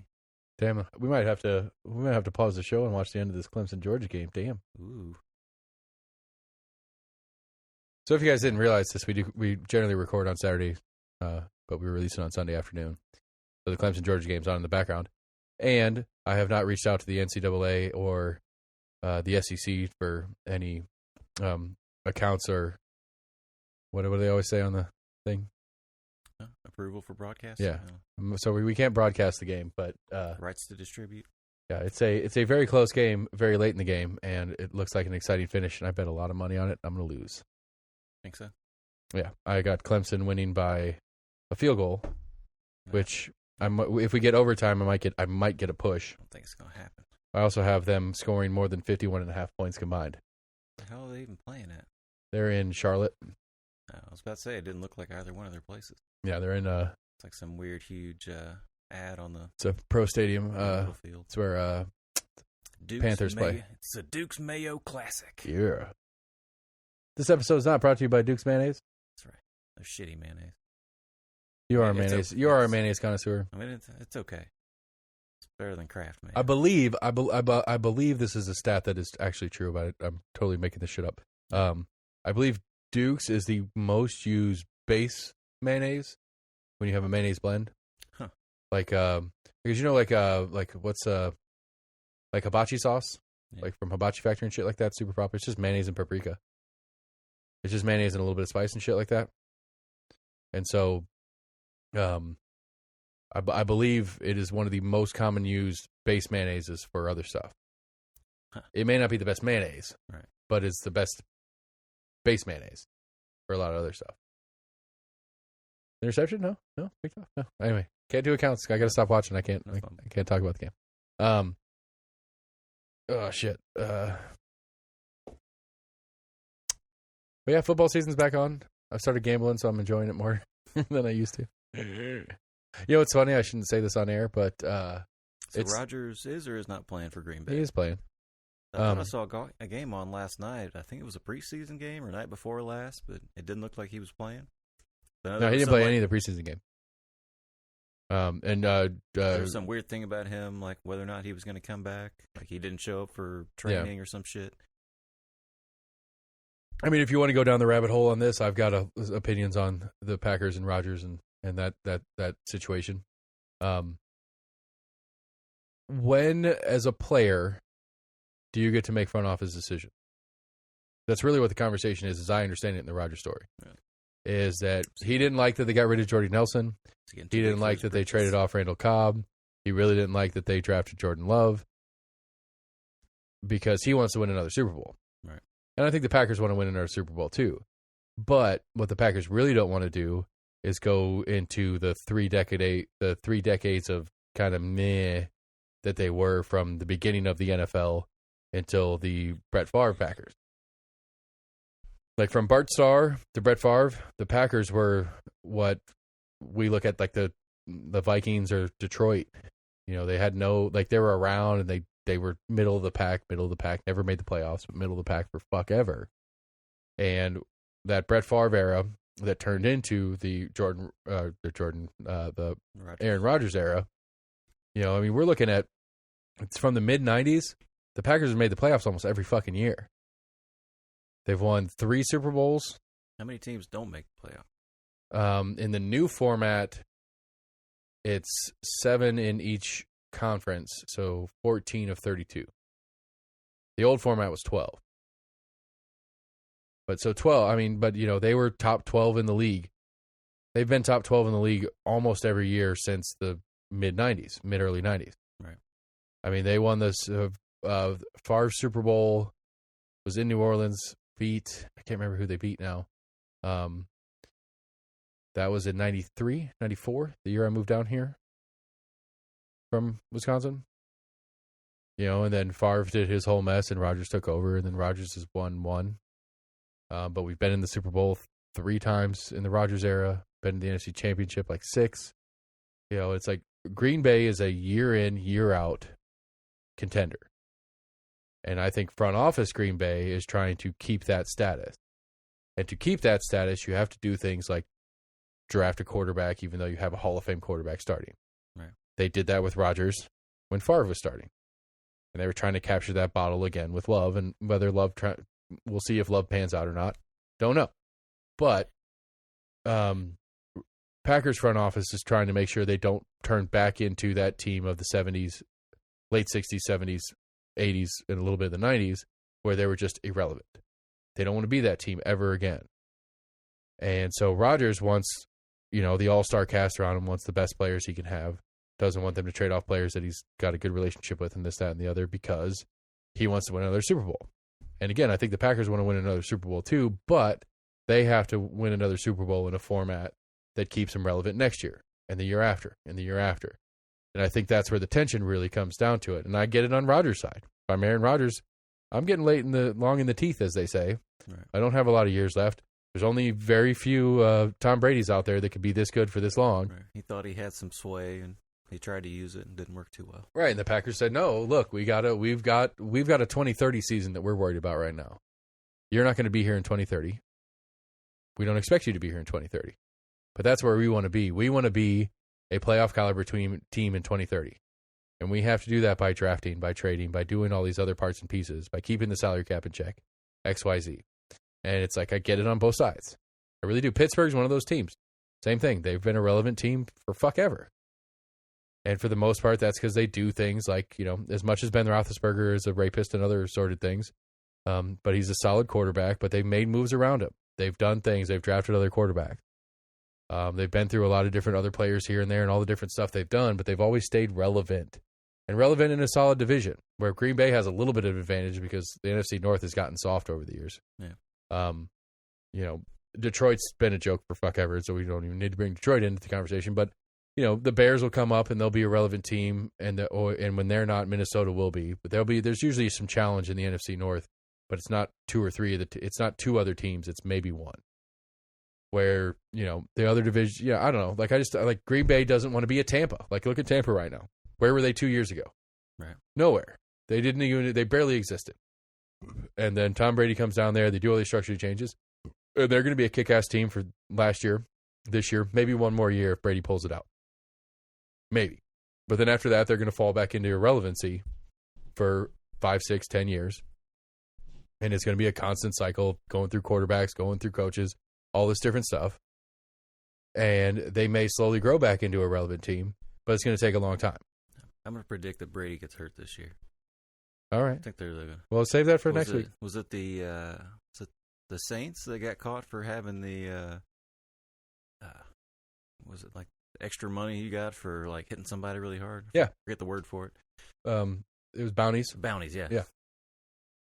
Was it the Saints? Yeah. Okay. Yeah, Sean Payton got suspended for a year. And he wasn't even involved in it. He was just the head coach, and it happened underneath him.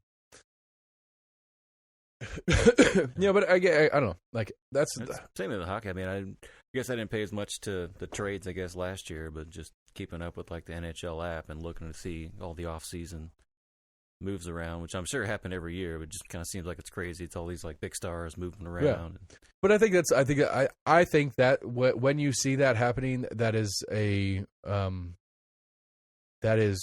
good top-level management by the league.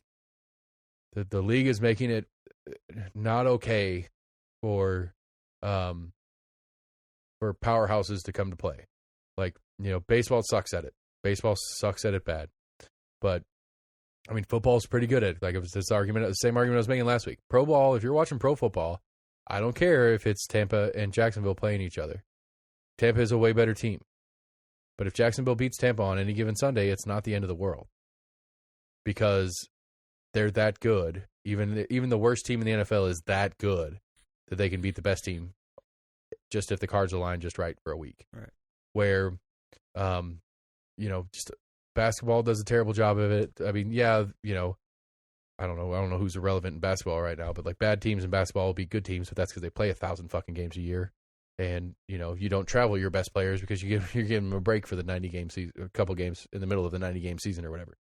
That was the one sport I was trying to think of earlier.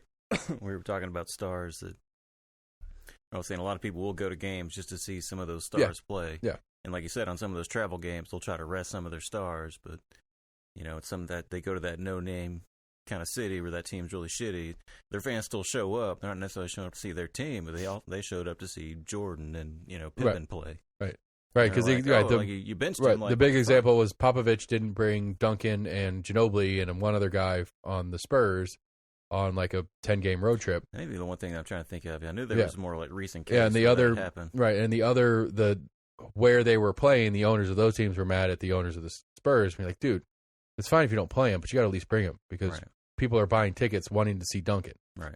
And maybe Duncan doesn't play because he doesn't play, but he at least needs to be on the road trip so that people think he might play. Maybe. Right. But is he out there? What number is he again? I don't have my. But again, I think the point being is that I think all these trades and stuff is because of the rules that they put in place to try to keep the league teams tighter functionally. Salary caps. Right. The salary caps. The contract, some of the contract rules, some of the different balances between the players' associations and the league and the team ownership to keep it more competitive, because they don't want to have the Yankees who buy every player in the fucking world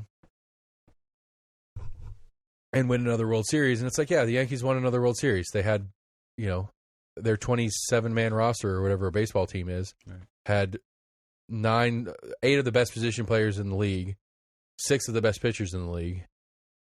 Of course they won a World Series. Who cares? It's not a competitive, it's not a parity sport where it's, The only reason that the Yankees would ever lose a game, and the Yankees are a bad example because they suck right now, but the only reason the Braves are losing games is because they play 120 a year and they don't try. You just take some days where you just take the day off. I think they're first in their division right now. Yeah. My Brewers are kicking ass in baseball right now too. But I'm so out of baseball that I don't care that much. My Brewers are I know they're top of the NL Central. And I think they have the second best record in all of baseball, I think. I don't know. I haven't paid that again. Baseball, I don't pay that much attention. But I think that's what keeps the NHL good. Is that they keep the salary cap format. They keep the teams like you don't have a team of like you don't have a team that has more than like 4 superstars.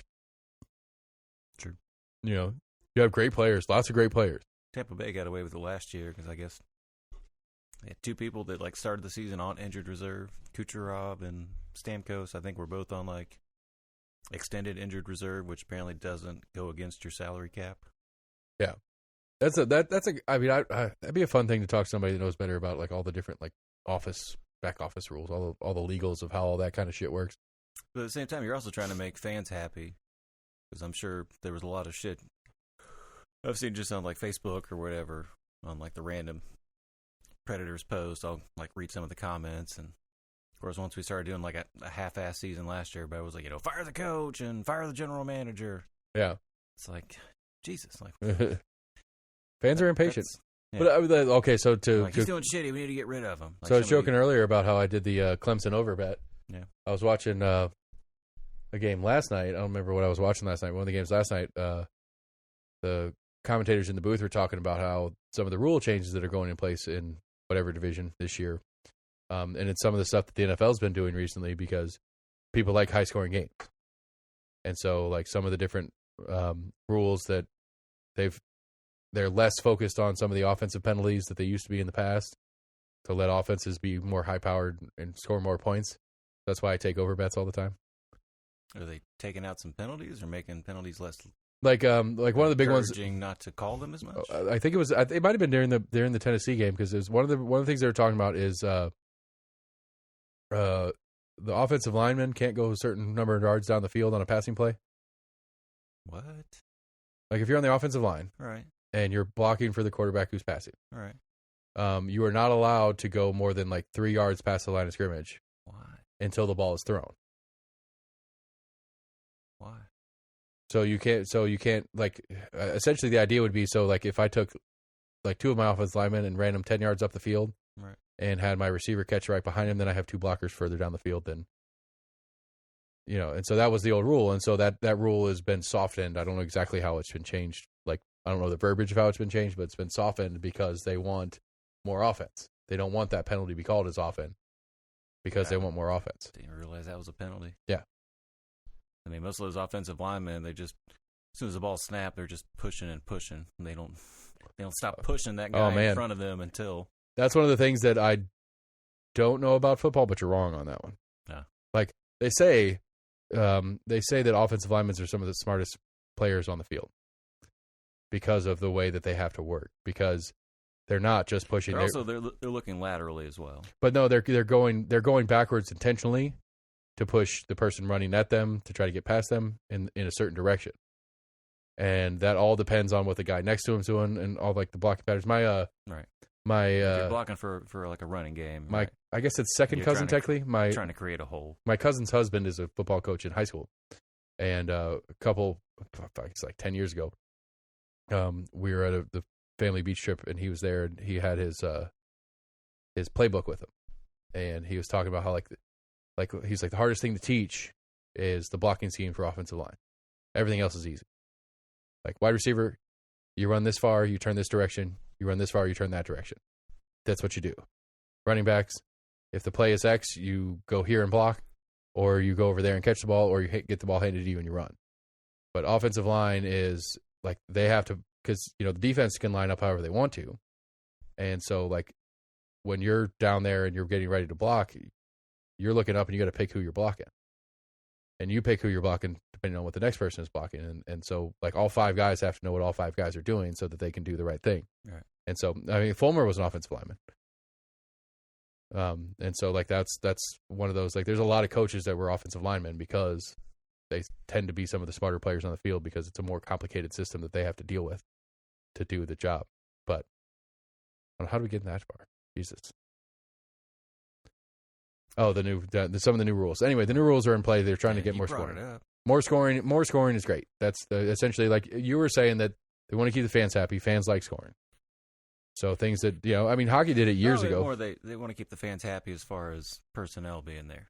Right. Where, especially in hockey, we've had a couple stars on the Preds that haven't done that great, and everyone's like, well, she got rid of him. We paid too much for so-and-so, and we need to just trade him for somebody else. He didn't do anything these past 2 seasons, right. Blah, blah, blah. Well, I mean, that's the joy of sports. We all get to pretend like we know what the fuck we're talking about. Right. It was just more like the fans being more... damn! All right. More fair weather or whatever. Sorry, so I think we could say this officially. This will air way after. Right. Georgia won. Yes, they did. 10-3. I lost a lot of money. I lost $50. No big deal. Yeah. As long as LSU wins tonight, I'm even money, so it doesn't matter. Bet on the Dogs. Ooh. All right. So this is Georgia 101, everybody. At least they're all being nice and shaking hands. Georgia 101. They're going to jump to like number 2 or 3 in the country now. Think so? Yeah. And they're going to lose to Alabama in the SEC championship. And then they're going to go lose whatever bowl game they go to. Minimum. Oh, they playing Bama between the hedges?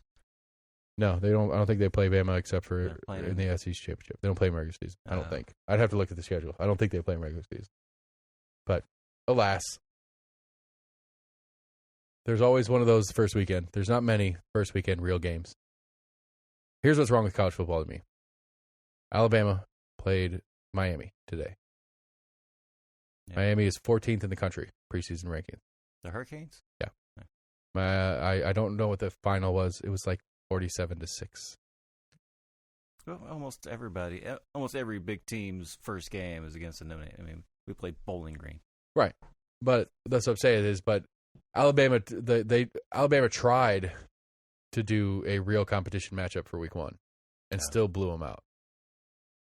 So either the preseason rankings suck, which they generally aren't great. What did you say, Florida or Miami's like 14.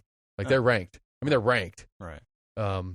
So because there's not many, I think there were like 6 ranked matchups where both teams were ranked this weekend. This Georgia Clemson game being the top of the list, but actually the closest one was Iowa.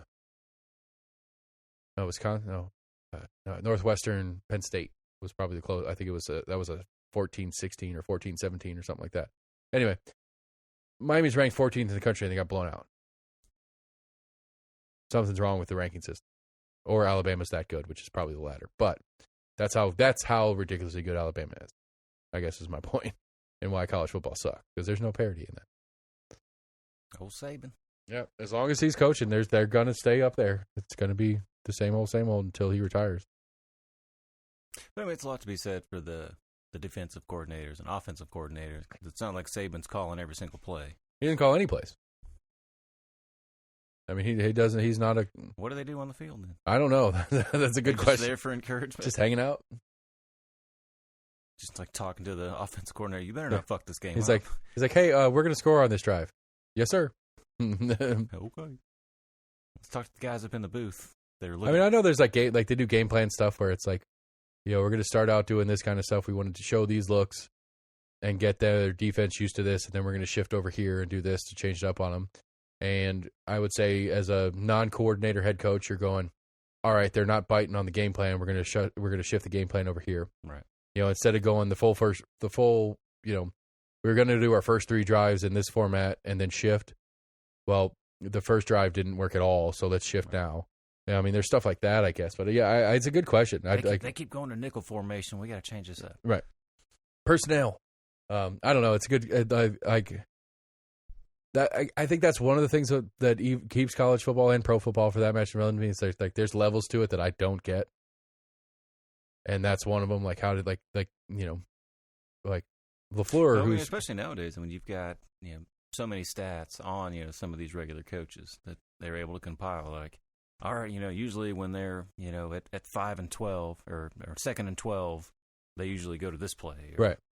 And yeah, this particular player is in formation right now, which means they do one of three things, and this is how we respond to one of three things. But like, 4 out of 7 this is a couple years ago, but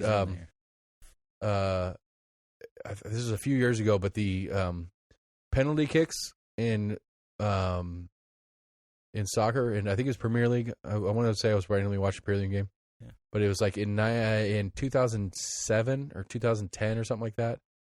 There was a significant drop in penalty kicks scored. And that's because the stats started getting more complicated in soccer, where there were coaches on the sideline with computers, with like an iPad or whatever. And so if Ronaldo's taking a penalty kick, 70% of the time he goes top left. Right. And so they're, the coach, the managers, managers? Yeah. That's right. It's managers in soccer, right? Yeah, so the managers would have some sort of signal that they would do with the goalie to say, this person that's lining up for the penalty kick, this is what they do. Yeah, a lot of them have a little cheat sheet. Yeah. And so it's like, but since like the stats have changed from when it was like, Ronaldo scores 90% of his penalty kick to he scores 90% of his penalty kicks, but 70% of the time he does this.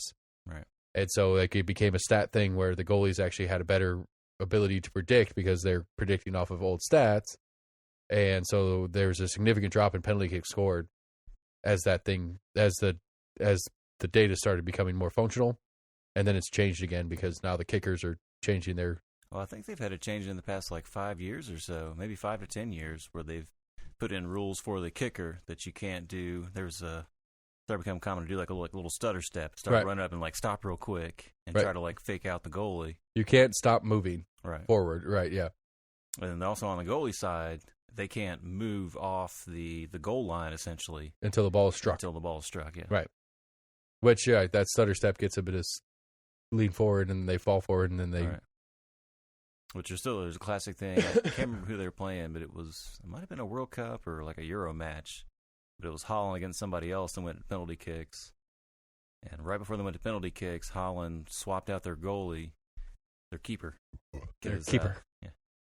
Because they had one keeper that was better at penalty kicks, so they put him in as their last substitute. And he totally psyched out two of the kickers. Straight up went up and it was basically telling them I know where you're gonna kick it. I know where you're gonna kick it. And just totally psyched them out and actually did stop it and they won the game. Damn. It was a pretty cool little video to watch. He kind of walked up in their face I got you. You're not going to score. I know where you're going to kick it. And just totally psyched them out. So, I don't know. What do you got left? Yeah. Messi's going to PSG for a lot of money. They've got... That's when you talk about players in sports. That's... I don't know. Right. Those are the top 5 or 6 top players in the world are in soccer. Real football, as I like to call it. Portugal. Ronaldo? Yeah, Ronaldo's going to Man U, right? Is he? I think that's what I heard. I don't think so. That's where he was before. He was at Man U before. He's been in Barcelona forever. He's been in Barcelona for a while, but before that, he was at Man U. Yeah, I think he's going back to Man U. It wouldn't surprise me. That's what's crazy when you talk about budgets and. Oh yeah. I mean, it's the most popular sport on the planet, so it should be. It goes back to it goes back to what we were talking about a couple weeks ago. It's is that a reasonable amount for anybody to get paid to play a game? What was it? Right. We were talking about the Roger Clemens thing. Roger Clemens, when he was, I really think it's when he was with the Yankees late in his career, either the Yankees or the Red Sox. We did the math on it, and we figured out that he was making somewhere in some 6 figures. Don't remember how many per pitch, but it was $100,000 plus per pitch thrown. And you're right. That's where you get that weird debate of whether they're coming to see you or they're coming to see the team. I mean, but it's not even that though. It's an issue I have with a lot of colleges, and they talk about the budget and how much they have for their school budget, but the school says hey how much, you've got millions of dollars going to the sports program with UT, but UT says well they're the one to bring in the most money. Right. We need more money because we're the one that's bringing in most money for the school. But They're like the Roger Clemens debate of it. It's like, well, I mean, the Yankees can afford it, obviously. I mean, I believe the New York Yankees hat, their logo, the NY logo, I believe is like top 5 in recognized and merchandised logos on the planet. Yeah, I can see that. And so, I mean, that's baseball in a world market where we're talking about how big soccer is in a world market. Right. But I mean, this is against like, Coca-Cola, McDonald's, fucking Huawei and some other shit in China that we don't even understand. Like that New York Yankees brand is that big. Mm-hmm. They sell that many hats and shit around the world that they can pay Roger Clemens that kind of money. And, people tune into the games and X, Y, and Z. And so it's like, I won't say they're not worth it, but it's weird. It's just a weird thing to try to rationalize.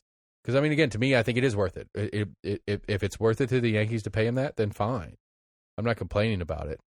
It's just weird. Again, like you're saying, like Messi going to PSG. Because Barcelona basically didn't have it in their budget to keep him. Right, in some gajillion-dollar contract that he's going to get there for whatever. And, like, what's weird about soccer is he'll score, 20 goals a season? 25? What's a good year for a striker? And maybe 30-something? I'm not sure. I don't know. But, like, that's the weird thing to me. Like, I don't understand how you, like how you value, like, I don't understand how to value a soccer player just because I don't understand the sport well enough. Some of it's based on the name. Some of it's definitely based upon, I mean, there are people that will buy tickets just to see Messi in person. Yeah. But, I mean, he's that good, though. I mean, he is that fucking good. Right. Jesus Christ. I mean, if he could just play. A lot of the strikers, I mean, you're not also a good scorer, but you're a good passer. Right. You're able to control the gameplay. If he could just play international games as good as he does club games.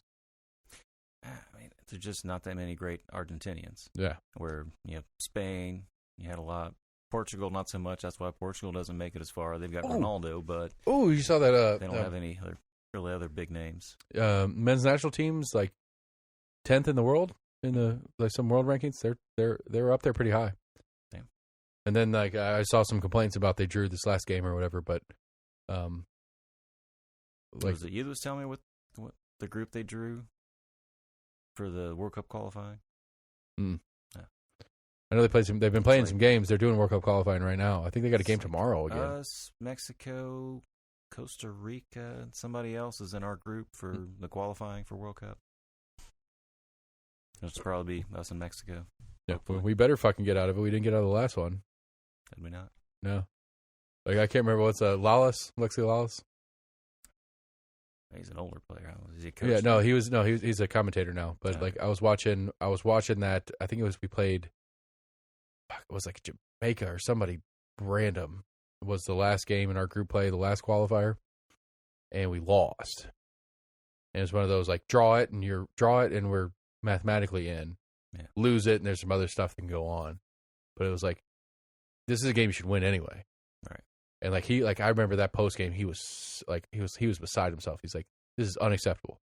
I think I've seen that like pop up on clips of like sports, collection of sports commentators that were just like pissed off at the game they were commentating on. Just sports commentators getting angry. He was mad. Like he wasn't like out of control mad, but like he was visibly upset. And he was just, I mean, he was articulate in what he was trying to say. Like, he wasn't, like, cussing or freaking out. Like, he wasn't pulling his hair out of his head. But he was like, this is unacceptable. Right. Like, this is a team that functionally has no right to even be on the field with a team like the U.S. as far as, quality of players, all that kind of stuff. This is a team that we should beat 3-0 9 times out of 10. Right. And that 1 time out of 10, it should be a 1-0 game.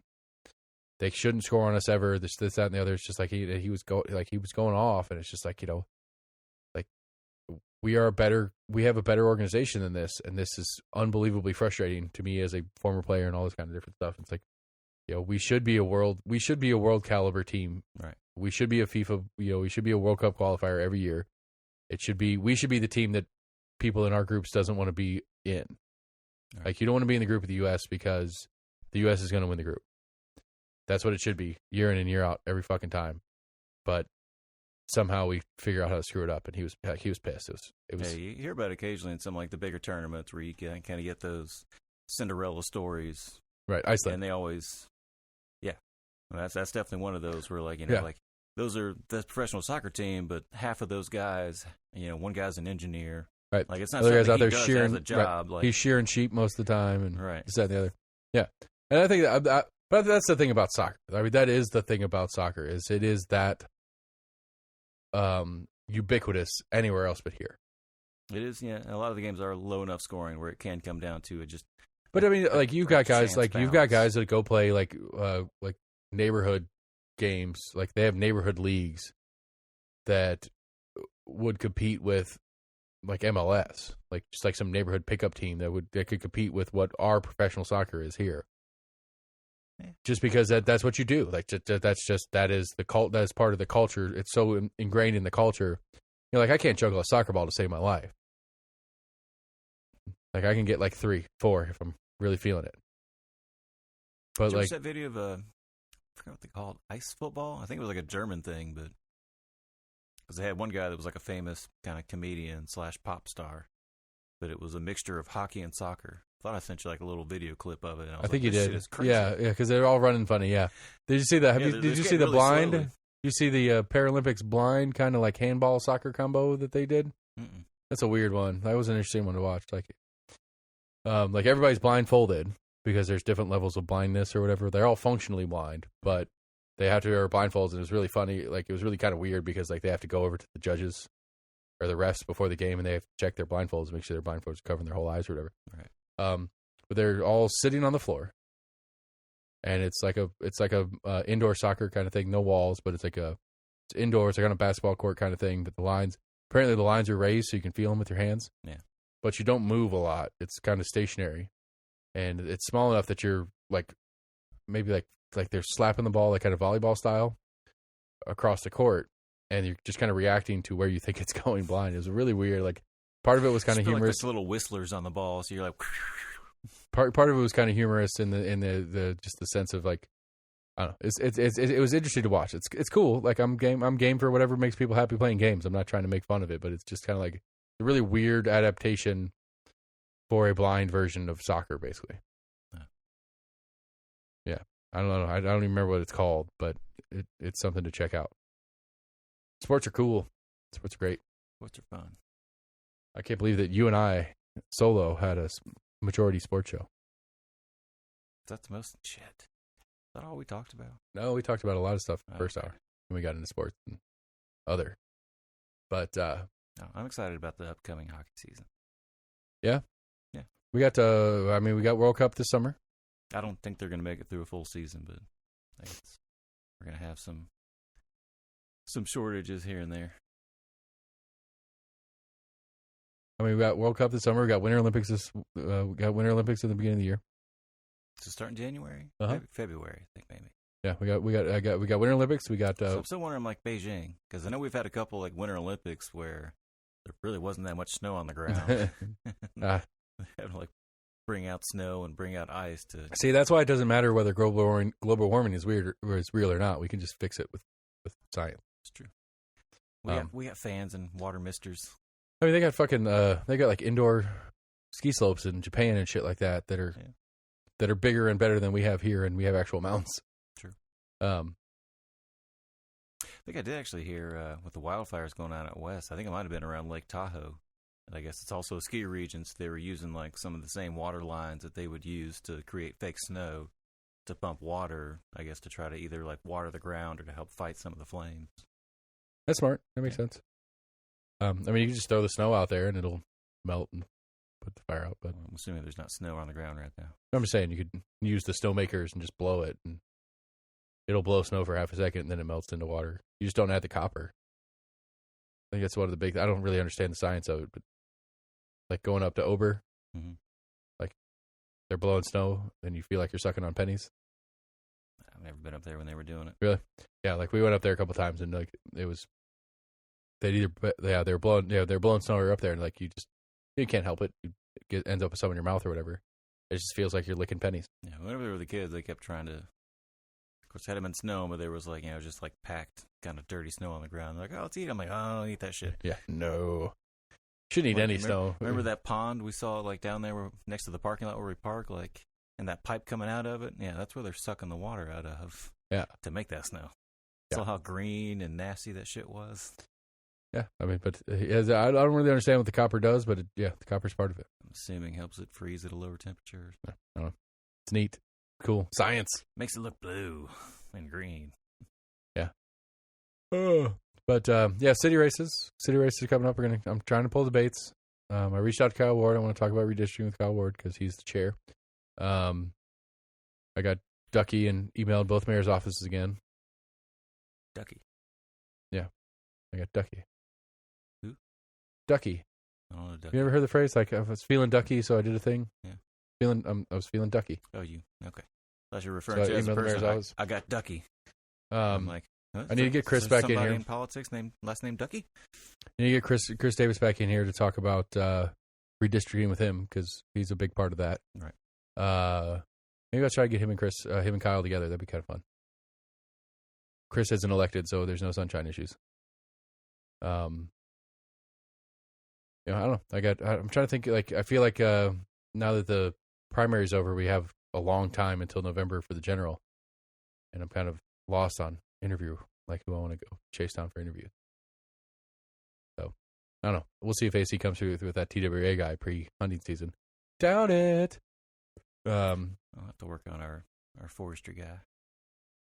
I still need to email Sam McKenzie. Yeah. But like that. I mean, we could start looking into the 22 ballot because it's going to be fucking major. But I don't want to talk to any of them until at least we get to November. Yeah. November 2nd's the general for the city races. So November 3rd is when we'll get serious about the 22 races because it's going to be massive. I am excited having talked to Jamie. We had Jamie in a couple weeks ago about having him come in and help us with the judge part of things and what's it matter? Like, so he does just federal cases.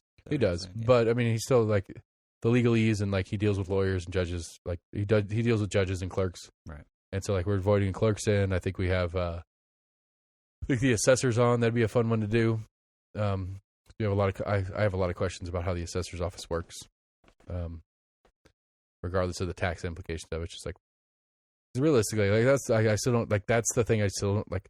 What is the value of the assessor's office other than tax? Nothing. Doesn't do anything. Like house down the streets for sale. I sent it to AC. I was like, hey man, move into this house because it's right there. Right. And it's like $309,000. I guarantee you today, it doesn't assess in the county for that. Because they don't use the same metrics as the sellable price. And so like the only point of the assessor's office is to get tax revenue. So how is it logical that the assessed value is lower than the sale value? Because if the point is to make money for tax revenue, then you want it to be as high as you can possibly get away with. I guess it comes down to market price versus tax revenue price. Right, but that's what I want to understand. Like, what does that mean, tax revenue price? Because really, I think the reality is why the tax revenue price is under, is because that's how you get elected, and that's how you get reelected. Because I see that you could sell your house for $300,000 right now, but you're only getting taxed for $200,000. Vote for me. And that's the balance of the job. The job is to get as much as you can in tax revenue for the county, but as little as he has to not piss off people that might vote for him next time. Yeah. So anyway, last call. Any last things? We didn't even talk abortion in Texas. No, we didn't. It's fucked up. It's weird. I can't quite figure out how the process works because I saw some shit about bounties today. What? Yeah, like if you are like, because what the basis of I understand of it is, it's not that it's illegal. I thought there was a federal court that just struck part of it down today. Yeah, I don't know. Like my original reading of is that it's not that they're making it illegal; it's that they're making it. I think it's more like the civil implications suit of it. Yeah, if you could be sued for doing it, even providing information of like directing someone to a specific source or information that I guess promotes abortion. Yeah, and that's what I think that was kind of part of the bill to kind of scare some of these Planned Parenthood organizations, right? I mean, but that's what I'm saying. I think to kind of being in that middle area of being afraid to really do anything for fear of that legal recourse. But that's just. Which is, but again, the thing is that that doesn't happen with the whole critical race theory. They started, they had that, they instilled that fear in teachers, and teachers like, I don't know if I can teach it because I could get sued if I did this. Right. And that's the thing is that it's because it's not that it's, and I think that's how Texas somehow managed to kind of eke around it, is that they didn't make it illegal per se. They just made it made you liable for doing it. Yeah. And so that liability becomes the issue because, yeah, I could still do it legally, but I'm going to have to pay a $10,000, $100,000, $1 million settlement. Right, and trying to fight. And all the legal fees in a lawsuit, not in a criminal investigation. Or it's not a criminal trial, it's a civil trial. Right. Is the way I understand it. And that's how that's how Texas kind of figured out its way around it. And so it's going to come down to, I presume, an actual case that comes into play where some random citizen is suing a doctor's office for performing an abortion at 10 weeks. And then that judge in that lawsuit is going to be the kind of be the precedent that goes forward. Yeah. Because it's like, I don't know. It's weird. Like, it's not, you don't go to jail for it. It's not illegal. It's not a fine from the state. It's a civil judgment, as I understand it. I thought there was some kind of stipulation in there that said, abortions after 6 weeks. Yeah, no, that's what I'm saying. Like, there's the time limit on it, but the confusing thing that I don't understand legally speaking is it's a civil suit, not a criminal suit. Like, I shoot you dead. Right. I go to jail, or I get tried criminally for murder. Right. But then I can get tried civilly for wrongful death, which means that any money gained from that civil suit goes to your family or whoever sued on your behalf. Well, this, as I understand this Texas thing, it takes out the first criminal part of it. There's no criminal part to it. It's not illegal because it can't be illegal. That's the Roe v. Wade part of things, is that it can't be criminally legal for a doctor to perform the suit or perform the procedure. But they're making it so that it's on the civil side, making them liable, and so it's a money thing. It's not a legal thing, and that's what's fucking weird about it. Yeah. And then, yeah, like I said, I saw something about there's, I guess what it is that there's organizations that will bring the suit on to the doctors or the clinic or whatever you want to call it. There's organizations that want to bring that suit on, and that they're paying $10,000 for you to report it to them. So they're putting bounties on abortion. So, hey, your friend went and had an abortion at 10 weeks. Let us know. We'll give you $10,000 so we can sue that doctor. I think I just saw an article today. It was like some kind of major site like, GoDaddy or something like that had shut down a site that was set up for reporting. I think it was cases in Texas where you could report providers. But yeah. It was set up falsely, so they threw it down for it being essentially like a false website anyway. Right. I did see something like Lyft. Lyft is doing something. Yeah, there's already some like major... all Lyft transactions in the state of Texas, a certain percentage goes to a legal fund helping Planned Parenthood or whomever to continue to. There was like 3 major companies, and then Uber's got on board too because they wanted to, because Lyft did it first, and so they had to. Some of them, like American Airlines, which there's one of them that's based out of Dallas. Yeah, it's a weird. I don't know. It's fucked up. I mean, Josh Eagle, my libertarian friend, kind of put it best. It's like prohibition on abortion, prohibition on drugs, prohibition on X, Y, and Z. It doesn't work. It doesn't fix the problem. People figure out a way to do it without. I mean, how many people smoke pot in the United States in all the legals and in all the illegal states?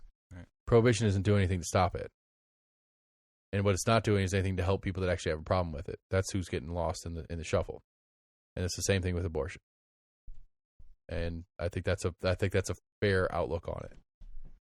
Yeah, I mean, it's been proven that abortion restrictions hasn't decreased abortion whatsoever. Yeah. Yeah, and 2 dudes sitting here talking about abortion. True. None of my business. But anyway, that's the show. You got anything else? Nothing of importance. Come on, outro. Come on, you can do it. I believe in you. I believe in you, Sam. Sam, outro. We are Almost in Agreement at almostinagreement.com. Please check us out. Send us a like on Facebook. We are not on Instagram at the moment. We're on Twitter. We're also on YouTube. Yeah. What's our email address, buddy? almostinagreement@gmail.com. Yeah, we so would love to have any kind of comments, any suggestions, what we can do better, what we are doing well. We would appreciate to know because we're not too sure sometimes. fair enough. So when you're on that, You can also go to almostinagreement.com/elections. City Elections 21. City Elections 21 to get the newly updated candidates in each district of who is going to be on the general election coming up here in November. Yep. The early voting starts in mid-October, goes until I think the 28th. So it's another 14 days of early voting there. General is November 2nd. AlmostInAgreement.com. Get all the episodes there, or your favorite podcast provider. Please subscribe, like, share, friend, retweet, whatever the other things are. Just help us out, get the word out. We're going to keep doing what we do, and we're going to do more shows.